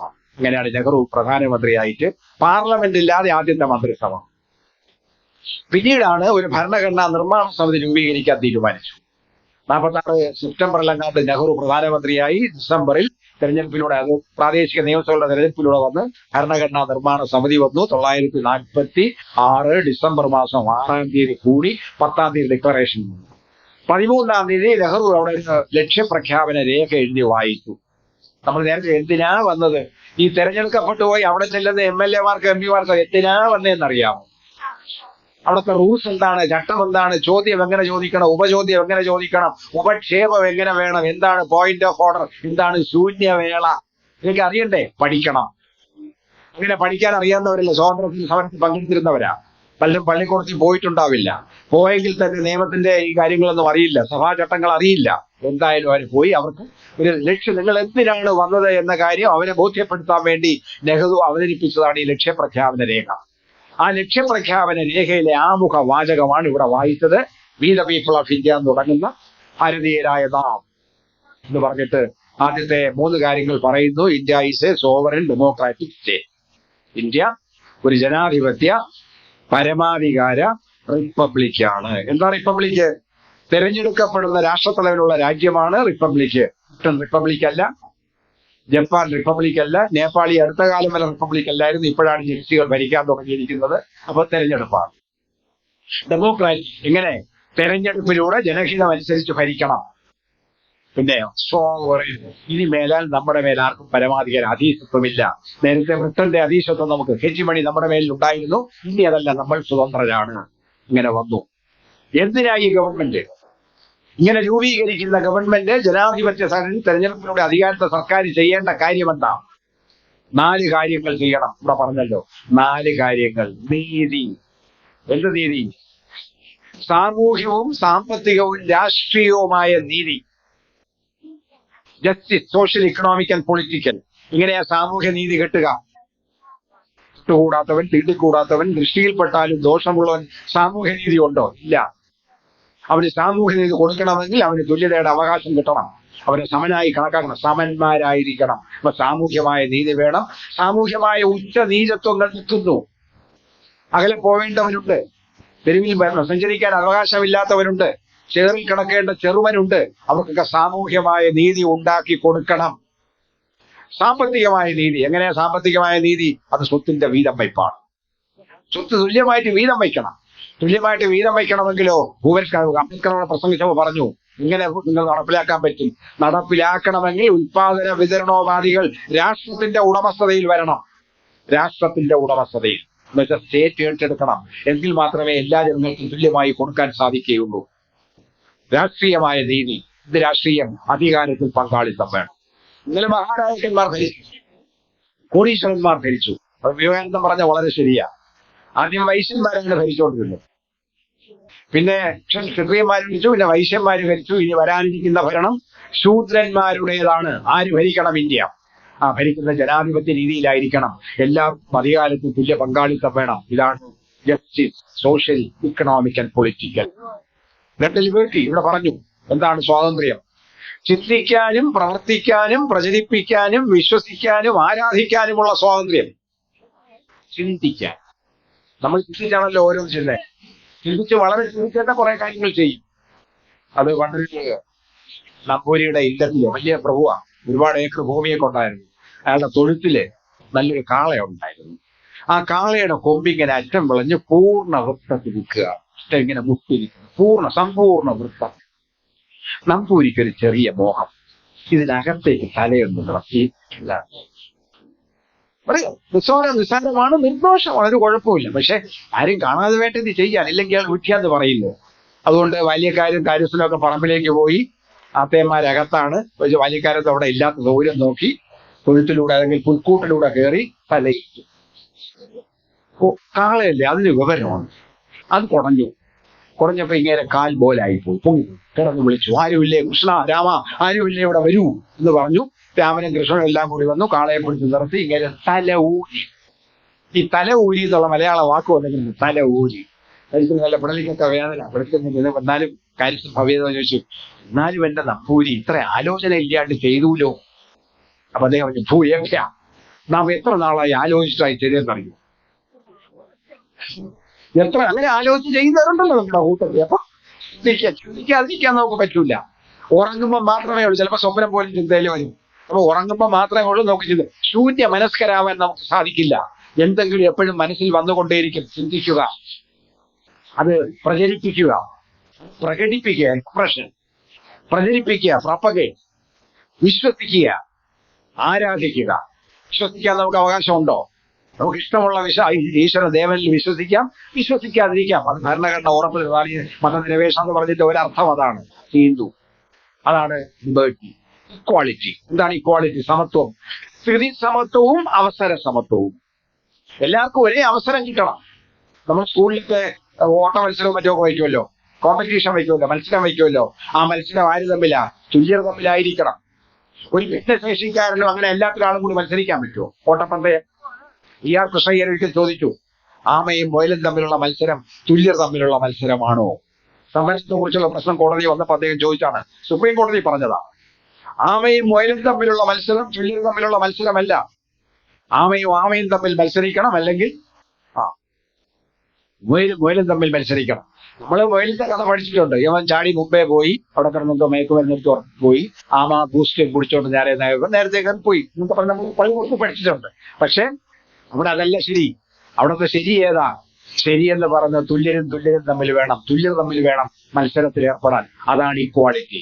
ഇക്വാളിറ്റി ഓഫ് സ്റ്റാറ്റസും ഇക്വാളിറ്റി ഓഫ് ഓപ്പർച്യൂണിറ്റി. നാലാമത്താണ് സാഹോദര്യം. എന്ത് സാഹോദര്യം? വ്യക്തിയുടെ അന്തസ്സും രാഷ്ട്രത്തിന്റെ ഐക്യവും അഖണ്ഡതയും. വ്യക്തിയുടെ അന്തസ്സ് പാലിക്കപ്പെടുന്നു എന്ന് പറയാൻ പറ്റുമോ? ഇപ്പോഴും കർണാടകത്തിൽ ഒരു ക്ഷേത്രത്തിൽ അടുത്ത നാൾ ഒരു ആചാരമുണ്ടായിരുന്നു. ഉണ്ടവൻ ഇട്ടേറ്റു പോകുന്ന എച്ചിലയിൽ കൂടെ ഉണ്ണാത്തവൻ ഉരുകണം. ഇല്ലേ? അടുത്ത കാലത്തിലെ നിർത്തല അവിടുത്തെ വെള്ളം ഉണ്ടാക്കിയതിന്റെ പേര് നിർത്തും. ഉണ്ടവന് ഇട്ടേച്ചു പോകുന്ന എച്ചിൽ കൂടെ ഉണ്ണാത്തവൻ ഉള്ളുന്ന ആചാരം അത് വ്യക്തിയുടെ അന്തസ്സ് സൂക്ഷിക്കുന്നതാണോ? അല്ല. നീ ഇങ്ങോട്ട് കയറി വരണ്ട, അങ്ങോട്ട് മാറി നിൽക്കുക എന്ന് പറയുന്നത് ആചാരം അല്ലെങ്കിൽ അത് തുല്യതയാണോ? അത് സാഹോദര്യമാണോ? അല്ല. അത് തുല്യതയ്ക്ക് അവകാശം ഉള്ളത് പോലെ തന്നെ സമത്വവും വേണം, സാഹോദര്യവും വേണം. ഇത് നാലും കൂടെ കടന്നു വന്നാലേ ഇത് വരികയുള്ളൂ. അതാണ് അവസാനം 49 നവംബർ മാസം 26 എഴുതി ഒപ്പിട്ടതും എന്താ പറഞ്ഞ do hereby give it to our constitution നടപ്പിലായത് 1950 ജനുവരി 26. 25 കൊല്ലത്തിന് ശേഷം ഭരണകർത്താക്കൾക്ക് തോന്നി ചില കാര്യങ്ങൾ ഗുപ്തമായി വച്ചാൽ പോരാ, ഒളിച്ചു വച്ചാൽ പോരാ, പ്രകടിപ്പിക്കണം. ചില കാര്യങ്ങൾ ആവർത്തിച്ച് പറഞ്ഞുകൊണ്ടേയിരിക്കണം. അങ്ങനെ ആവർത്തിച്ച് പറഞ്ഞുകൊണ്ടേ ഇരിക്കുന്നതിന് വേണ്ടിയിട്ടാണ് 76 42ാം ഭരണഘടനാ ഭേദഗതിയിലൂടെ 2 വാക്കുകൾ കൂട്ടിച്ചേർന്നു. ഏതാണ്? Socialist secular. നേരത്തെ സോഷ്യലിസ്റ്റ് ഉണ്ട്. നെഹ്റു പറഞ്ഞ സോഷ്യലിസ്റ്റ് പാറ്റേൺ ഓഫ് സൊസൈറ്റി. ആ വടിയിൽ AICC കൂടിയവ പറഞ്ഞാൽ അതുപോലെ നമ്മൾ കളിയാക്കി പറഞ്ഞു, ആ വടിയുടെ വടിയെന്ന് എടുത്തു കളഞ്ഞു. ആ വടിയിലെ സോഷ്യലിസ്റ്റിക് പാറ്റേൺ വടി എടുത്തു കളഞ്ഞു. സോഷ്യലിസ്റ്റിക് പണ്ടേ ഉണ്ട്. അതുകൊണ്ടാണ് പൊതുമേഖലാ സ്ഥാപനങ്ങൾ തുടങ്ങിയത്. അതുകൊണ്ട് ഭീമാകരമായ അണക്കെട്ടുകൾ ഉണ്ടാക്കിയത്. അവയായിരിക്കണം ഭാരതത്തിന്റെ പുതിയ ക്ഷേത്രങ്ങൾ എന്ന് നെഹ്റു പ്രഖ്യാപിച്ചത്. അതുകൊണ്ടാണ് വെണ്ണീറായി കിടക്കുന്ന കഠിനമായ വേനലിൽ കൃഷി ചെയ്യാനാവാതെ വിഷമിക്കുന്നവർക്ക് തണ്ണീർ കൊടുത്ത് നിലത്തെ കുളിർപ്പിച്ച് പ്രസാദിപ്പിച്ച് നെല്ലുണ്ടാക്കി, ഗോതമ്പുണ്ടാക്കി, അല്ലെങ്കിൽ മറ്റേതെങ്കിലും ധാന്യമുണ്ടാക്കി പട്ടിണി അകറ്റുന്നതിനുള്ള മഹാക്ഷേത്രങ്ങൾ ആണിത്, അല്ലാതെ മറ്റേ ക്ഷേത്രങ്ങളല്ല. ഈ ക്ഷേത്രങ്ങളെയാണ്, അണക്കെട്ടുകളാകുന്ന ക്ഷേത്രങ്ങളെയാണ് നിങ്ങൾ ആരാധിക്കേണ്ടത് നെഹ്റുവാ പറഞ്ഞത്. അപ്പൊ അതെന്തിനു വേണ്ടിയായിരുന്നു? അത് ജനക്ഷേമകരമായ ഒരു ഭരണം ഉണ്ടാക്കുന്നതിന് വേണ്ടി അദ്ദേഹം ചെയ്തതാണ്. അപ്പൊ അതുകൊണ്ട് എന്താ പിന്നെ മതനിരപേക്ഷത? പണ്ടുമുതലേ ഇവിടെ മതനിരപേക്ഷതയുണ്ട്. ജാതി തമ്മിൽ ഏറ്റക്കുറച്ചിലുണ്ടെങ്കിൽ എല്ലാ ജാതിക്കാർക്കും ജീവിക്കാനുള്ള അവസരമുണ്ടായിരുന്നു. ഇതുകൊണ്ട് അടിയാള ജാതിക്കാരൻ പണിയെടുത്തില്ലെങ്കിൽ പാടത്ത് നെല്ല് വിളയില്ല. അതുകൊണ്ടാ പണിമുടക്കിന്റെ കേരളത്തിൽ ആദ്യമായിട്ട് പണിമുടക്ക് നടത്തുന്ന ആരാ? അയ്യങ്കാളിയാണ്. എന്താ അദ്ദേഹം പറഞ്ഞത്? എന്റെ മക്കൾ നിന്റെ പള്ളിക്കൂടത്ത് പഠിപ്പിച്ചില്ലെങ്കിൽ നിന്റെ വയലിൽ കുട്ടി പുല്ല് കുരുക്കും, ഞങ്ങൾ ഇറങ്ങൂല, ഒഴിവില്ല, ഞാൻ നടില്ല, കള പറിക്കില്ല, കൊയ്യില്ല, മെതിക്കില്ല, ഇതിന്റെ അളപ്പുരകൾ എന്താ പറഞ്ഞ ധാന്യപ്പുരകൾ നിറക്കില്ല, അളന്നളന്ന് കൂട്ടില്ല, അത് പുഴുങ്ങിയെടുത്ത് അണ്ണാക്കിലോട്ട് തിന്നൂല്ല, കടുവാങ്ങ കറിയും കൂട്ടി. ഇത് അദ്ദേഹം പറഞ്ഞു. ആദ്യത്തെ പണിമുടക്ക് 2014 പള്ളിക്കൂടത്തിൽ ഇങ്ങനെ ചേർക്കാൻ വേണ്ടി ചെയ്ത സമരമാണ്. ആ സമരമാണ് കേരളത്തെ സമരഭൂമിയാക്കി മാറ്റിയത്. നമ്മളെല്ലാം സമരോത്സുകരായിരുന്നു. ഒരു സമരോത്സവ കേരളമുണ്ടെന്ന് ഇപ്പോഴത്തെ പിള്ളേരെല്ലാം എന്താ പറഞ്ഞ അന്തസ്സോടുകൂടി ആഹ്ലാദത്തോട് പറഞ്ഞു നടക്കുന്നുണ്ടെങ്കിൽ അതിന്റെ ക്രെഡിറ്റ് മുഴുവൻ അതിന്റെ പൈതൃകം ഏൽക്കേണ്ടത് അയ്യങ്കാളി എന്ന് പറഞ്ഞ പള്ളിക്കൂടത്തിൽ പോകാത്ത, എന്നാൽ തലയ്ക്ക് വെളിവുള്ള പ്രബുദ്ധത ഉണ്ടായിരുന്ന ഒരു മനുഷ്യനായിരുന്നു. ഇങ്ങനെ നിരക്ഷരനായിരുന്നു, സാക്ഷരനല്ല, പക്ഷേ പ്രബുദ്ധത ഉണ്ടായിരുന്നു. അതുകൊണ്ടാണ് അത് സാധിച്ചത്. അപ്പൊ അത് വേണം. അതിന് പാരമ്പര്യം കേരളത്തിലുണ്ട്. ഒരു ഒന്നിച്ച് പോകാൻ പറ്റൂ, ഇല്ലെങ്കിൽ ആർക്കും അളത്ത് നിൽക്കാൻ പറ്റില്ല, സമ്പത്തുണ്ടാക്കാൻ. അധ്വാനിക്കാത്ത സമ്പത്തുണ്ടാവില്ല. അത് ഇപ്പോഴത്തെ ഏറ്റവും വലിയ മുതലാളിയാണ് അദാനി ആയാലും അംബാനി ആയാലും അവർക്ക് അളന്ന് കൂട്ടാനും കോർപ്പറേറ്റിനും ലാഭം ഉണ്ടാക്കാനും ഒക്കെ പറ്റുന്ന സാധാരണ തൊഴിലാളി പണിയെടുക്കുന്നുണ്ടല്ലേ, കടലിൽ ജീവവാച്ച് പോകുന്നുണ്ടല്ലേ, കപ്പലിൽ മറ്റേ മിസൈൽ വീണ ആൾക്കാർ മരിക്കുന്നത് കൊണ്ടല്ലേ, ആഴ്ക്കടലിൽ പോകുന്നുള്ളൂ. ഈ ചവറ ഏറ്റവും കൂടുതൽ ലാഭകരം പോകുന്ന സ്ഥാപനമാണ്. എങ്ങനെയാണ് ചവറയിൽ ഇതിനായിട്ട് മോണോസൈറ്റ് ഉണ്ടാക്കുന്നത്? തൊഴിലാളികൾ പണിയെടുക്കുന്നുണ്ടല്ലേ. തൊഴിലാളികൾ പണിയെടുക്കുന്നത് കൊണ്ടാണ് അവിടെ ഈ വിശ്വപ്രസിദ്ധമായ സാധനങ്ങളുള്ളത്. കന്യാകുമാരി മുതൽ കരുനാഗപ്പള്ളി, കായംകുളം വരെ കേരളത്തിന്റെ തീരപ്രദേശം അതിസമ്പന്നമായ ധാതുക്കൾ ഉള്ളതാണ്. ധാതു സമ്പന്നമാണ്. സമ്പന്നമെന്ന് മനസ്സിലാക്കിക്കൊണ്ടാണ് CP ഇവിടെയും മണവാളക്കുറിശ്ശിയിലും തിരുവനന്തപുരത്തും ഒക്കെ ടൈറ്റാനിയം ഫാക്ടറികൾ തുടങ്ങിയത്. അത് ധാതു സമ്പന്നമാണ് എന്നുള്ളത് കൊണ്ടാണ് കേരളത്തിൽ ഇതിൽ ഇടതുപക്ഷ സർക്കാർ വേണ്ട എന്ന് മുതലാളി എവിടെയോ ഇരുന്ന് തീരുമാനിച്ചത്. കാരണം ഇവിടെ ഇലുമിനൈറ്റും മോണോസൈറ്റും മൈൻ ചെയ്യാനായിട്ട് ആൾക്കാർ വന്നാൽ കേരളത്തിലെ തീരത്തെ മത്സ്യത്തൊഴിലാളികളും നാട്ടുകാരും കൂടെ എതിർക്കും. അങ്ങനെ എതിർത്ത് കഴിഞ്ഞാൽ അവർക്ക് കടക്കാൻ പറ്റില്ല. വിഴിഞ്ഞത്ത് നിന്നും 10 കിലോമീറ്റർ അകലെയാണ് കൽപ്പേനി എന്ന ദ്വീപ് കിടക്കുന്ന ലക്ഷദ്വീപ്. 10,000 ആൾക്കാരേ ഉള്ളൂ.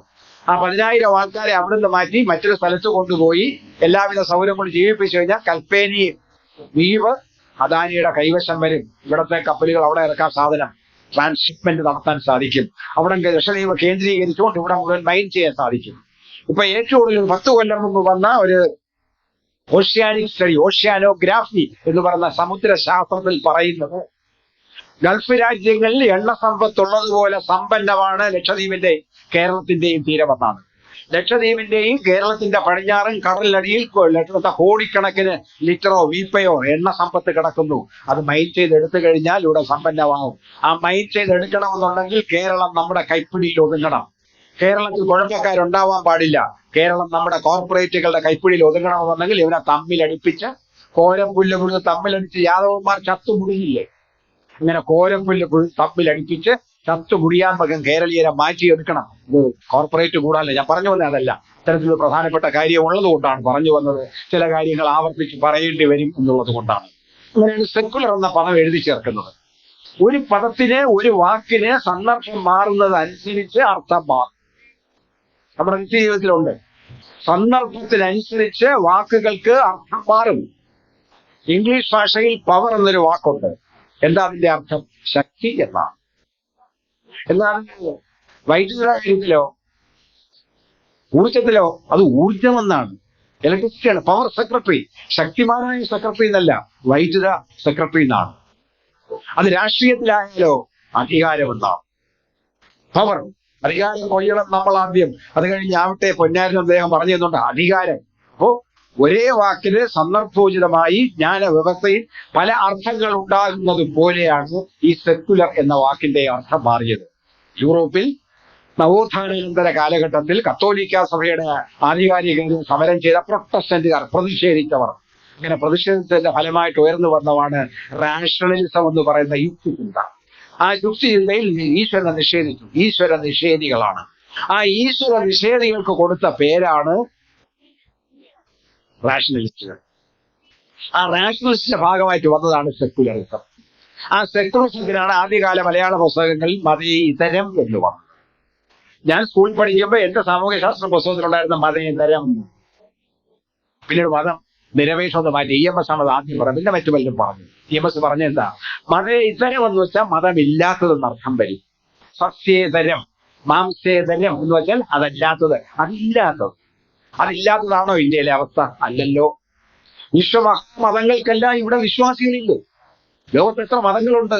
ലോകത്തെ പ്രബലമായ മതങ്ങൾക്കെല്ലാം ഇവിടെ വിശ്വാസികളുണ്ട്. വിവേകാനന്ദ ചിക്കാഗോ പ്രസംഗത്തിൽ പറയുന്നുണ്ടല്ലോ, റോമൻ ഭരണകർത്താക്കളുടെ അകാധിപത്യവും അക്രമവും സഹിക്കവയ്യാതെ നാടുവിട്ടോടിയ യഹൂദന്മാർക്ക് നെഞ്ചേറ്റി കൊടുത്ത നാടാണ് മലബാർ.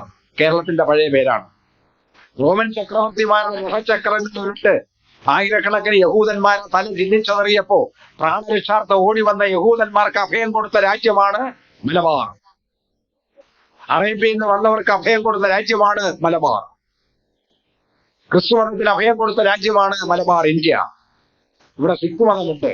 പാഴ്സികൾ, പേർഷ്യക്കാർ വന്നു, പാഴ്സി മതം അവരിപ്പോഴും ഉണ്ട്. അപ്പൊ അവരെല്ലാം ഇവിടെ ഉള്ളപ്പോ അവര് മതവിശ്വാസികളല്ല എന്ന് പറയാൻ പറ്റുമോ? വിശ്വാസികളല്ലാത്തവരും ഉണ്ട്.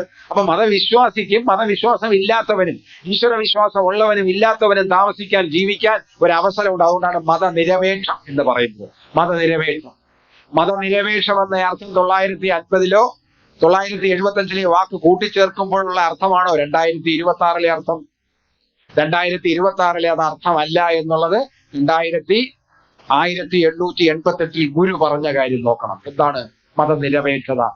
ജാതിഭേദം, മതദ്വേഷം ഏതുമില്ലാതെ സർവരും സോദരത്വേന വാഴുന്ന മാതൃകാസ്ഥാനമാണിത്.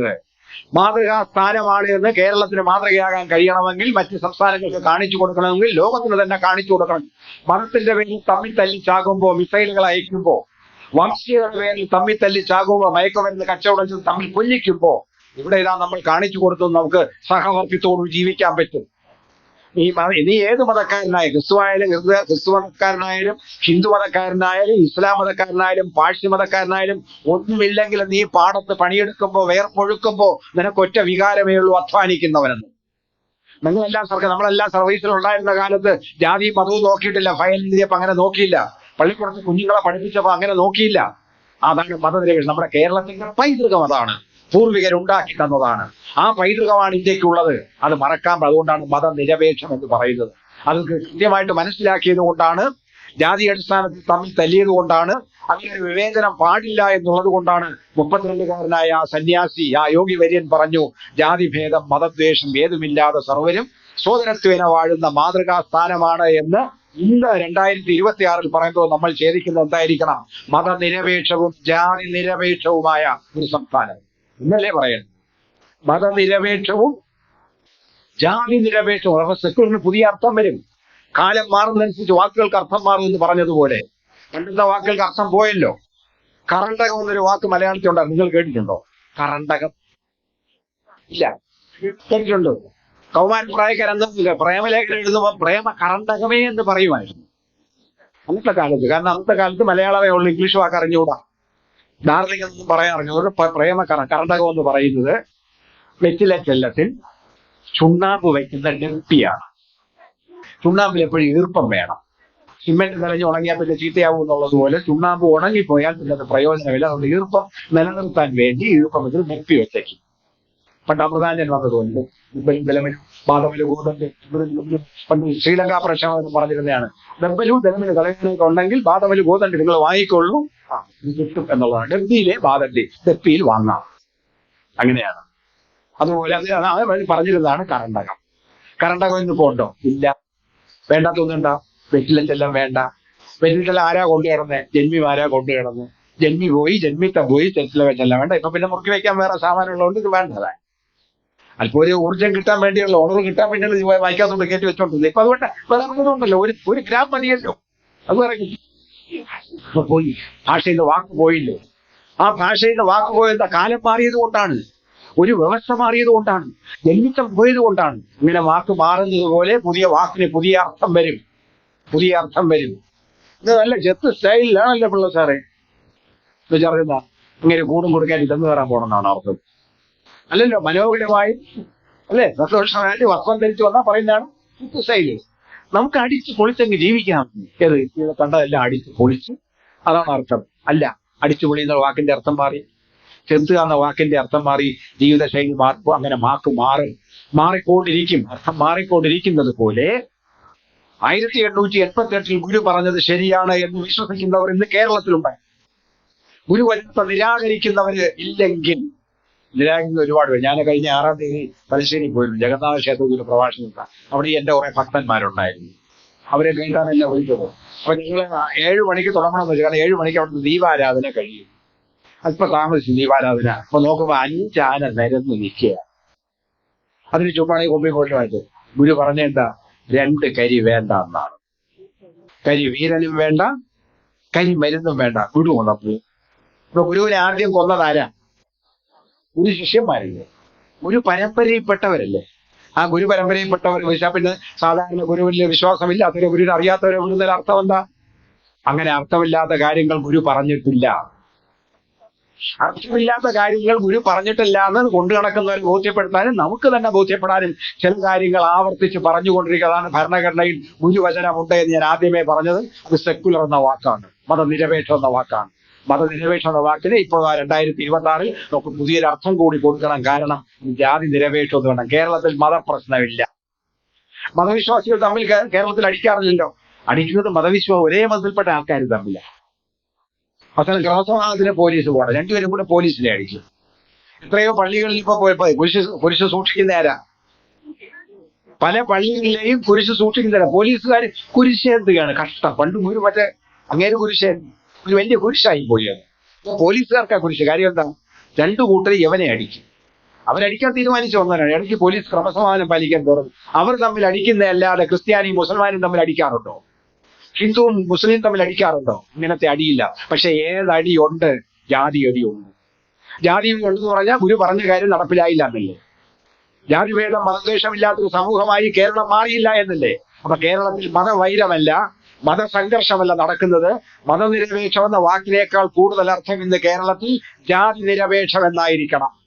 അപ്പൊ ജാതി നിരപേക്ഷതയാണ് അത് സിംഗിൾ എന്ന വാക്കിന്റെ കേരള കോണ്ടക്സ്റ്റിലെ കേരള സ്റ്റോറി നമ്മൾ പറഞ്ഞു കൊടുക്കേണ്ടതായിട്ടുണ്ട്. പണ്ടുകൂടെ ആൾക്കാരുണ്ടായിരുന്നു, മതനിരപേക്ഷമായിട്ടും ജാതി നിരപേക്ഷമായിട്ട് ചിന്തിച്ചവരുണ്ടായിരുന്നു. ചട്ടമ്പിസ്വാമി ഉണ്ടായിരുന്നു, നാരായണ ഗുരു ഉണ്ടായിരുന്നു, അയ്യ വൈകുണ്ഠൻ ഉണ്ടായിരുന്നു. യാതൊരു ജാതി വ്യത്യാസവും ഇല്ലാതെ ചേറിൽ കിടക്കുന്ന ചെറുവന്മാരെ സംഘടിപ്പിച്ചുകൊണ്ട് അവകാശങ്ങൾക്ക് വേണ്ടി പോരാടിയ അയ്യങ്കാളി ഉണ്ടായിരുന്നു, ഒഴികയിൽ ഗുരുദേവൻ ഉണ്ടായിരുന്നു. അങ്ങനെ പലരും ഉണ്ടായിരുന്നു. അവരെല്ലാം കൂടി സ്ഥാപിച്ചെടുത്ത് അവനവന്റെ ജാതിക്ക് വേണ്ടിയിട്ട് മാത്രമാണ്. അവനവന്റെ ജാതിയിലെ പ്രശ്നങ്ങൾ മാറ്റി എടുത്തുകൊണ്ട് മാത്രമേ സമൂഹത്തിന്റെ പൊതു പ്രശ്നങ്ങൾ മാറ്റാൻ കഴിയുകയുള്ളൂ എന്ന് വിശ്വസിച്ചിരുന്ന സമൂഹം അവർ നിർമ്മിച്ചതാണ് ഒരു പൊതു ഇടം, പബ്ലിക് സ്ഫിയർ കേരളത്തിൽ. ആ പബ്ലിക് സ്ഫിയർ കേരളത്തിന്റെ പ്രത്യേക സാഹചര്യത്തിൽ രാഷ്ട്രീയ പാർട്ടികളായി ഏറ്റെടുത്തത്. 1921 ഒറ്റപ്പാലത്ത് ചേർന്ന കോൺഗ്രസിന്റെ KPCC സമ്മേളനം മുതൽ കേരളത്തിൽ ഇങ്ങോട്ട് വന്ന പല സമരങ്ങൾക്ക് നേതൃത്വം കൊടുത്തതാരാ? KPCC ആണ്. സത്യസന്ധിഗ്രഹം നയിച്ചതാരാ? കോൺഗ്രസുകാരില്ലേ? KP കേശവനില്ലേ? കേളപ്പനല്ലേ? അവർ കൂടിയാ നയിച്ചത്. രാഷ്ട്രീയക്കാരാണ്. ഗുരുവായൂർ സത്യഗ്രഹം നയിച്ചതാരാ? രാഷ്ട്രീയക്കാരല്ലേ? അടിവാങ്ങിയതിനാ? കേളപ്പനല്ലേ? അല്ല, നിരാഹാരം കിടന്ന കേളപ്പനല്ലേ? തല്ലുകൊണ്ടത് കൃഷ്ണപിള്ള AKGക്കുമല്ല, അത് കോൺഗ്രസുകാരായിരുന്നു. പിന്നീട് ആ സമരം മുന്നോട്ട് കൊണ്ടുപോയതാരാ? കോൺഗ്രസ്, സോഷ്യലിസ്റ്റുകാർ, പിന്നെ കമ്മ്യൂണിസ്റ്റുകാർ. അപ്പൊ രാഷ്ട്രീയക്കാർക്കൊരു പാരമ്പര്യം കേരളത്തിലും എന്ത്? ജാതി നിരപേക്ഷവും മതനിരപേക്ഷവുമായ ഒരു പ്രസ്ഥാനത്ത് ഒരു സമൂഹത്തെ കേരളത്തിൽ നിർമ്മിക്കുന്നതിൽ, കെട്ടിപ്പടുക്കുന്നതിൽ രാഷ്ട്രീയക്കാർക്കുള്ള പങ്ക് നിശ്ചലമായിരുന്നു. അവരെങ്ങനെ ഒരു കാലത്ത് നമ്മുടെ പൂർവികർ, ഇപ്പോഴത്തെ രാഷ്ട്രീയക്കാരുടെ പൂർവികന്മാർ അങ്ങനെ ചിന്തിച്ചത് കൊണ്ടാണ് കേരളം പ്രബുദ്ധ കേരളമായി ഒരു പരിധിവരെയെങ്കിലും ഇതുവരെ വന്നുകൊണ്ടിരിക്കുന്നത്. അപ്പൊ രാഷ്ട്രീയക്കാരുടെ ഉത്തരവാദിത്വം കൂടുതലാണ്. ഏത് ഏത് പാർട്ടിക്കാരായിരുന്നാലും ഏത് മുന്നണിക്കാരായിരുന്നാലും നമുക്ക് അവരോട് പറയണം, നിങ്ങൾ മതനിരപേക്ഷം മാത്രമായിട്ടല്ല, ജാതി നിരപേക്ഷമായിട്ടും പ്രവർത്തിച്ചുകൊണ്ട് കേരളത്തിന്റെ ജനാധിപത്യത്തെ ഉറപ്പിച്ചു നിർത്തണം. ആ കേരളത്തിൽ ജനാധിപത്യം നിന്നാലേ വികസനം ഉറക്കുകയുള്ളൂ. കേരള വികസനമാണ് വേണ്ടെങ്കിൽ ജനാധിപത്യ പ്രക്രിയയിലൂടെ പറ്റൂ. ഈ ടൈറ്റാനിയവും മണാളെ കുറിച്ച് ടൈറ്റാനിയം ഒക്കെ സ്ഥാപിച്ചത് പള്ളിവാസൽ അണക്കെട്ടുണ്ടെങ്കിൽ സർസിപ്പിയാണ്. ഏകാധിപതിയായിരുന്നു. അയാളെ ഓടിക്കാൻ വേണ്ടി നമ്മൾ സമരം ചെയ്തിരുന്നു. മുറിച്ചല്ലേ വിട്ടത്. സർവാധിപതിയായ CP രാമസ്വാമി അയ്യർ നടത്തിയ വികസന പ്രവർത്തനങ്ങളല്ല എന്ന് നമുക്ക് പറയാൻ പറ്റുമോ? ഇന്ത്യയിൽ ഇന്ദിരാഗാന്ധി ഒരുപാട് പരിഷ്കാരങ്ങൾ വരുത്തിയില്ലേ? ബാങ്ക് നാഷണലൈസ് ചെയ്തില്ലേ? അതൊക്കെ ഉണ്ടായിട്ട് എന്ത് ഫലം? അടിയന്തരാവസ്ഥ പ്രഖ്യാപിച്ചില്ലേ? അപ്പൊ ജനാധിപത്യവും വികസനവും ഒരുമിച്ചേ പോവുകയുള്ളൂ. കേരളത്തിൽ ഒരു ജനാധിപത്യ സമൂഹമായി നിലനിർത്തിക്കൊണ്ട് മാത്രമേ നമുക്ക് വികസനം സ്ഥാപിക്കാൻ സാധിക്കുള്ളൂ. അല്ല, ഭൗതികമായ വികസനം മാത്രം പോരാ, ആന്തരികമായ വികസനവും കൂടെ വേണം. ആ ആന്തരികമായ വികസനത്തിന്റെ പേരാണ് ഞാൻ നേരത്തെ പറഞ്ഞ പ്രബുദ്ധത എന്നുള്ളത്. ആ പ്രബുദ്ധത കൈവരിക്കണമെന്നുണ്ടെങ്കിൽ നമുക്ക് ഒരുപാട് പോകും. ഇവിടെ ഇരിക്കുന്ന മുതിർന്നവർക്ക് പണ്ട് ചങ്ങമ്പുഴ പറഞ്ഞല്ലോ, എന്തു ചെയ്യാനും അഗാധമായി ചിന്തിച്ച് മൂർച്ച കൂട്ടി ഉല്ലസിക്കുന്ന ഗുരുക്കളാണ് വെള്ളിത്തലമുടിയുള്ളത്. ഞാനും പിള്ളേർക്ക് കൂട്ടത്തില്ല, വെള്ളിത്തലമുടിയുള്ള കൂട്ടം. എന്തു ചെയ്യാനും അഗാധമായി ചിന്തിച്ച് മൂർച്ച കൂട്ടി ഉല്ലസിക്കുന്ന ഗുരുക്കളാണ് വെള്ളിത്തലമുടി ഉള്ള കൂട്ടർ എന്ന് ചങ്ങമ്പുഴ പറഞ്ഞത്. ആഭാസനെന്നും മദ്യപാനി എന്നും ശ്രീലമ്പുടൻ എന്നൊക്കെ പറഞ്ഞ ആ ചങ്ങമ്പുഴയെ നമ്മൾ വീണ്ടും ഓർക്കണം. ഗുരുവിനെ ഓർക്കും പോലെ തന്നെ ചങ്ങമ്പുഴയെ ഓർക്കണം. എങ്ങനെ ഓർക്കണം? 1945 കോട്ടയത്ത് ചേർന്നൊരു സമ്മേളനം, സാഹിത്യ സമ്മേളനം, പുരോഗമന സാഹിത്യ സമ്മേളനം ഉദ്ഘാടനം ചെയ്യാനായിട്ട് കുറെ പേരെല്ലാം കൂടെ ചങ്ങമ്പുഴയെ വിളിച്ചോണ്ട് വന്നു. ഈ കുഴപ്പങ്ങളെല്ലാം ഉള്ള കുഴപ്പങ്ങളെ അത് അവർ തമ്മിൽ സംഘടനയ്ക്കകത്തുള്ള തർക്കത്തിന്റെ പേരിലാണ്. കുറെ പേര് ബഹിഷ്കരിച്ചു. പക്ഷെ നല്ല സദസ്സുണ്ടായിരുന്നു. അദ്ദേഹം 1 മണിക്കൂർ നീണ്ട, അന്ന് അധ്യക്ഷനാണ് പ്രധാനി. ഇന്നത്തെ പോലെ ഉദ്ഘാടകനോ മുഖ്യപ്രഭാഷണം വന്നില്ല. അധ്യക്ഷനാണ് സർവാധികാരി. അധ്യക്ഷ പ്രസംഗമാണ് പ്രധാനം. അധ്യക്ഷ പ്രസംഗമാണ് പ്രധാനം എന്നുള്ളത് കൊണ്ടാണ് 1939 NSSന്റെ 25ാം വാർഷികം ആഘോഷിക്കുമ്പോൾ VD സാവർക്കർ തിരുവനന്തപുരത്ത് വിളിച്ചുകൊണ്ടുവന്ന് പ്രസംഗിക്കുന്നത്. അധ്യക്ഷനാണ് പ്രധാനം. ആ അധ്യക്ഷ പ്രസംഗത്തിൽ 1 മണിക്കൂറോളം നീണ്ടുന്ന പ്രസംഗത്തിൽ ചങ്ങമ്പുഴ പറഞ്ഞു, പുരോഗമന സാഹിത്യ പ്രസ്ഥാനം ചില കമ്മ്യൂണിസ്റ്റുകാരുടെ വകയാണ് എന്ന് ചിലർ പറഞ്ഞു കിടക്കുന്നതായിട്ട് ഞാൻ കേട്ടു. നിങ്ങൾ അങ്ങനെ അല്ലേ എന്ന് കമ്മ്യൂണിസ്റ്റുകാരൻ തലയിൽ കൈവച്ച് വിളിച്ചോണ്ടിരിക്കുകയാണ്. പുരോഗമന സാഹിത്യ പ്രസ്ഥാനം കമ്മ്യൂണിസ്റ്റുകാരാണ് കൊണ്ടു നടക്കുന്നത് എന്ന് സമസ്ത കേരള സാഹിത്യ പരിഷത്തുകാർ പറയുന്നു. അത് കേട്ട് ലജ്ജിച്ചു പോയ എന്താ പറഞ്ഞാൽ ഇങ്ങനെ ചൂളിപ്പോയ നമ്മുടെ കമ്മ്യൂണിസ്റ്റുകാർ പറയണം, അല്ലേ ഞങ്ങൾ അങ്ങനെ അല്ലേ എന്ന്. നമ്മൾ ചോദിക്കാണ്, അങ്ങനെ ആയാൽ എന്താ കുഴപ്പം? അങ്ങനെ ആയാൽ എന്താ കുഴപ്പം? എല്ലാ മനുഷ്യരും തുല്യരാണെന്നും ചൂഷണരഹിതമായൊരു സമൂഹം വേണമെന്നും പറഞ്ഞുകൊണ്ട് ഗ്രന്ഥങ്ങളിൽ നീ സ്വന്തം ജീവൻ പട്ടിണിക്കിട്ടുകൊണ്ട് കുഞ്ഞു പട്ടിണി കൊണ്ട് മരിക്കുമ്പോഴും ആഹാരം വാങ്ങി കൊടുക്കാതിരിക്കുമ്പോഴും നീ ഉറക്കുമ്പോഴും നിൻവാക്ക് ഉറങ്ങാതിരിക്കുന്നു എന്ന് പറഞ്ഞ കാൾ മാർക്സ് എന്ന് പറഞ്ഞ മനുഷ്യ സിദ്ധാന്തത്തിലൂടെ ഊറി വന്നത് മനുഷ്യ സ്നേഹത്തെക്കുറിച്ച്, സാഹോദര്യത്തെക്കുറിച്ച്. ആ സാഹോദര്യത്തിന്റെ വക്താവല്ലേ ജോസ് സ്റ്റാലിൻ എന്ന് പറയുന്ന വ്യക്തി. ആ സ്റ്റാലിൻ യുദ്ധാവസാനം 45 ഓഗസ്റ്റിൽ യുദ്ധാവസാനിച്ച ശേഷമാണ് ഈ പ്രസംഗം നടക്കുന്നത്. ആ സ്റ്റാലിൻ എന്നൊരു വ്യക്തി ഇല്ലായിരുന്നെങ്കിൽ ഈ ഫാസിസത്തെ അടിച്ചമർത്താൻ സാധിക്കുമായിരുന്നു. ജാതിയുടെയും മതത്തിന്റെ അവിടെ വംശീയതയുടെയും പേരിൽ ജൂതന്മാരെ കൊന്നൊടുക്കി ഗ്യാസ് ചേമ്പറുകൾ ഫ്രൈ ചെയ്തെടുത്തപ്പോ ഫുട്ബോൾ മന്ദിരങ്ങൾ, ഫുട്ബോൾ കോർട്ടുകളെല്ലാം, ഫുട്ബോൾ മൈതാനങ്ങളെല്ലാം കോൺക്രീറ്റ് ഇട്ട് ഉറപ്പിച്ച് ഗ്യാസ് ചേമ്പറിലിട്ട് കൊന്ന പ്രേതങ്ങളെ, ശവങ്ങളെ കൊണ്ട് നിരത്തി ബുൾഡോസർ വെച്ച് ഇടിച്ച് നിരത്തി അരച്ച് കടൽ വെള്ളം പമ്പ് ചെയ്ത് മത്സ്യങ്ങൾക്ക് തീറ്റ കൊടുത്ത ഹിറ്റ്ലർ, ആ ഹിറ്റ്ലറെ തോൽപ്പിക്കാനായത് ആരുണ്ടായിരുന്നുകൊണ്ടാണ്. ഇനി വരാനിരിക്കുന്ന യുഗത്തിന്റെ സ്വാതന്ത്ര്യം ആരുടെ സംഭാവനയായിരിക്കും? ജോസഫ് സ്റ്റാലിൻ എന്ന് പറയുന്ന മനുഷ്യന്റെ, അയാൾ വിശ്വമോചനത്തിന് വേണ്ടി പ്രവർത്തിച്ചവനല്ലേ? ആ സ്റ്റാലിന്റെ പേരിൽ നിൽക്കുന്ന ഒരു പ്രസ്ഥാനത്തെ എങ്ങനെ നിങ്ങൾക്ക് തള്ളിപ്പറയാൻ സാധിക്കും? എങ്ങനെ തള്ളിപ്പറയാൻ സാധിക്കും? കവി ചോദിക്കുകയാണ്, ഞാനല്ലാതെ മറ്റാരിത് പറയും? ഞാനല്ലേ ഇത് പറയാനുള്ളൂ? ഒരു കവിയല്ലേ പറയാനുള്ളൂ? ഒരു കവിയല്ലേ ഇത് പറയാനുള്ളൂ? കവിത്വമുള്ളവനല്ലേ പറയാൻ പറ്റൂ? ഹൃദയ തരളിമയുള്ളവനല്ലേ പറയാൻ പറ്റൂ? ധ്രുവീകരണ ശക്തിയുള്ള വാക്കുകളിലൂടെ കവി പറയുമ്പോഴല്ലേ നമുക്ക് അത് കൃത്യമായി തോന്നുന്നത്, നമുക്ക് സ്വീകരിക്കാൻ തോന്നുന്നത്. അത് കവി 45 പറഞ്ഞതാണ്.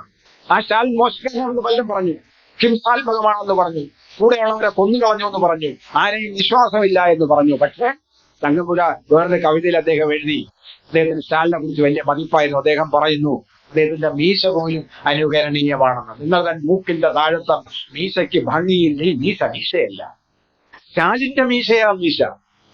എന്തു കരുത്താണ്, എന്തു കറുപ്പാണ്, ഇല്ല വകഭേദ രോമങ്ങൾക്കൊന്നിനും. സോഷ്യലിസ്റ്റ് മീശ എന്ത് കറുപ്പാണ്, എന്ത് അഴകാണ്, ഇല്ല വകഭേദം ഒന്നിനും ഒന്നാണ്. അതാണ് സ്റ്റാലിൻ. ആ സ്റ്റാലിനെ പ്രശംസിച്ചുകൊണ്ട് ചങ്ങമ്പുഴ പറഞ്ഞത് ഇപ്പൊ പറയാൻ നോക്കുന്നത് എന്റെ ഇടം ഉണ്ടോ? ഇല്ല. ചില കാര്യങ്ങൾ ആവർത്തിച്ച് പറയേണ്ടതായി വരും. അത് കവികൾ പറയണം, കലാകാരന്മാർ പറയണം, ഇപ്പൊ രാഷ്ട്രീയക്കാർ പറയണം. കാരണം എന്താ? കേരളീയ നവോത്ഥാനത്തെ ഒരു പരിധിവരെ മുന്നോട്ട് കൊണ്ടുപോയത് ആരാ?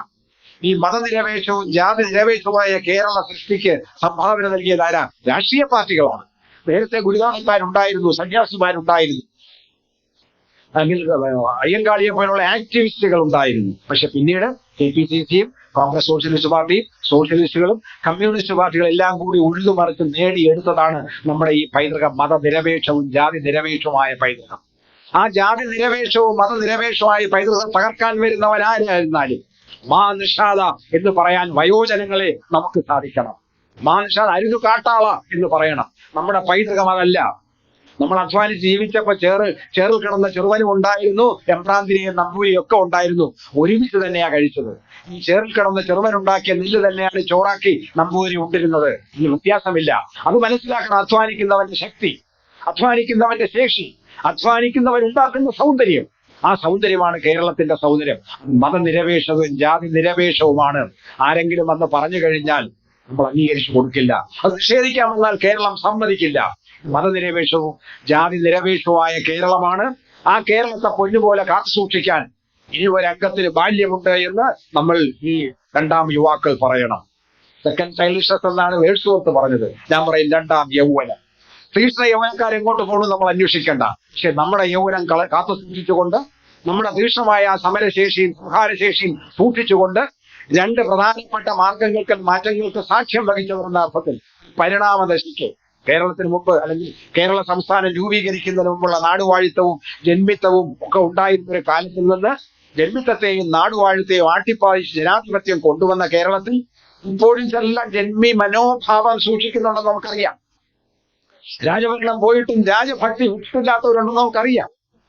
ജാതി നിരപേക്ഷമാണെന്ന് പറയുമ്പോഴും ജാതി ബോധമുള്ളവർ കേരളത്തിലുണ്ട് എന്ന് നമുക്കറിയാം.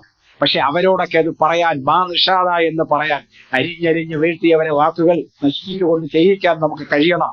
അങ്ങനെ കഴിയണമെന്നുണ്ടെങ്കിൽ ഞാൻ പറയുന്നു, നമ്മുടെ യുവാക്കളെ നമ്മുടെ മതനിരപേക്ഷവും ജാതി നിരപേക്ഷവുമായ ഒരു സമൂഹത്തെ സൃഷ്ടിക്കുന്നതിന് വേണ്ടി നമുക്കിനിയും പോരാടാം. നമുക്കിനി ഒരു അംഗത്തിന് ബാല്യമുണ്ട്. ആ അംഗത്തിന് ബാല്യമുണ്ടെന്നുള്ള കാര്യം നിങ്ങളെ ഓർമ്മിപ്പിച്ചുകൊണ്ട് നിങ്ങളെല്ലാം ഇനിയും സജീവമായി രംഗത്ത് നിൽക്കണം എന്ന് അഭ്യർത്ഥിച്ചുകൊണ്ട്, നമുക്ക് ചെയ്യാൻ കഴിയുന്ന കാര്യം നമുക്ക് തൊട്ടു പിന്നാലെ വരുന്നവർക്ക് പറഞ്ഞു കൊടുത്തുകൊണ്ട്, നിൽക്കുമീ നിൽപ്പ് നിൽക്കാതെ നീങ്ങി മുന്നോട്ട് പോയിടാം, പിടിച്ചു തള്ളുമില്ലെങ്കിൽ പിന്നിൽ നിന്ന് വരുന്നൊരു കവി പണ്ട് പറഞ്ഞു. നിൽക്കുമീ നിൽപ്പ് നിൽക്കാതെ നീങ്ങി മുന്നോട്ട് പോയിടാം, പിടിച്ചു തള്ളുമില്ലെങ്കിൽ പിന്നിൽ നിന്ന് വരുന്നവർ. അങ്ങനെ ആരെങ്കിലും വന്ന് നമ്മളെ പിടിച്ചു തള്ളുകൊണ്ട് നമുക്ക് നീങ്ങി മുന്നോട്ട് തന്നെ പോകാം. മുന്നോട്ട് പോകുന്നതിന്റെ പേരാണ് പുരോഗതി. ആ പുരോഗതി കൈവരിക്കാൻ സുഹൃത്തുക്കളെ നമുക്ക് ഏകോദര സഹോദരങ്ങളെ പോലെ തോളോട് തോളെന്ന് മുമ്പ് നമ്മുടെ അവകാശങ്ങൾ നേടിയെടുക്കാൻ വേണ്ടി സമരം ചെയ്തതുപോലെ, അവകാശങ്ങൾ നേടിയെടുക്കാൻ വേണ്ടി ത്യാഗം സഹിച്ചതുപോലെ, നിരാഹാര സമരം നടത്തിയതുപോലെ, ഡയസ്ലോൺ വാങ്ങിച്ച് ശമ്പളമില്ലാതെ ജീവിച്ചതുപോലെ നമുക്കിനി ജീവിക്കാൻ സാധിക്കണം. അതാണ് കേരളത്തിന്റെ പൈതൃകം. അതാണ് കേരള സ്റ്റോറി എന്ന് 1888 ഒരു കല്ലെടുത്ത് വെച്ചുകൊണ്ട് പറഞ്ഞ ഗുരുവിന്റെ വചനങ്ങൾ ആവർത്തിച്ച് ഓർമ്മിപ്പിച്ചുകൊണ്ട്, അഷ്ടാംഗമാർഗത്തെ ഓർത്തുകൊണ്ട്, പഞ്ചശുദ്ധി ഓർത്തുകൊണ്ട് നമുക്ക് ജീവിക്കാം. അതിലേക്കായി പ്രവർത്തിക്കുക എന്ന് ആഹ്വാനം ചെയ്തുകൊണ്ട് ഞാൻ എന്റെ വാക്കുകൾ അവസാനിപ്പിക്കുന്നു. നന്ദി, നമസ്കാരം.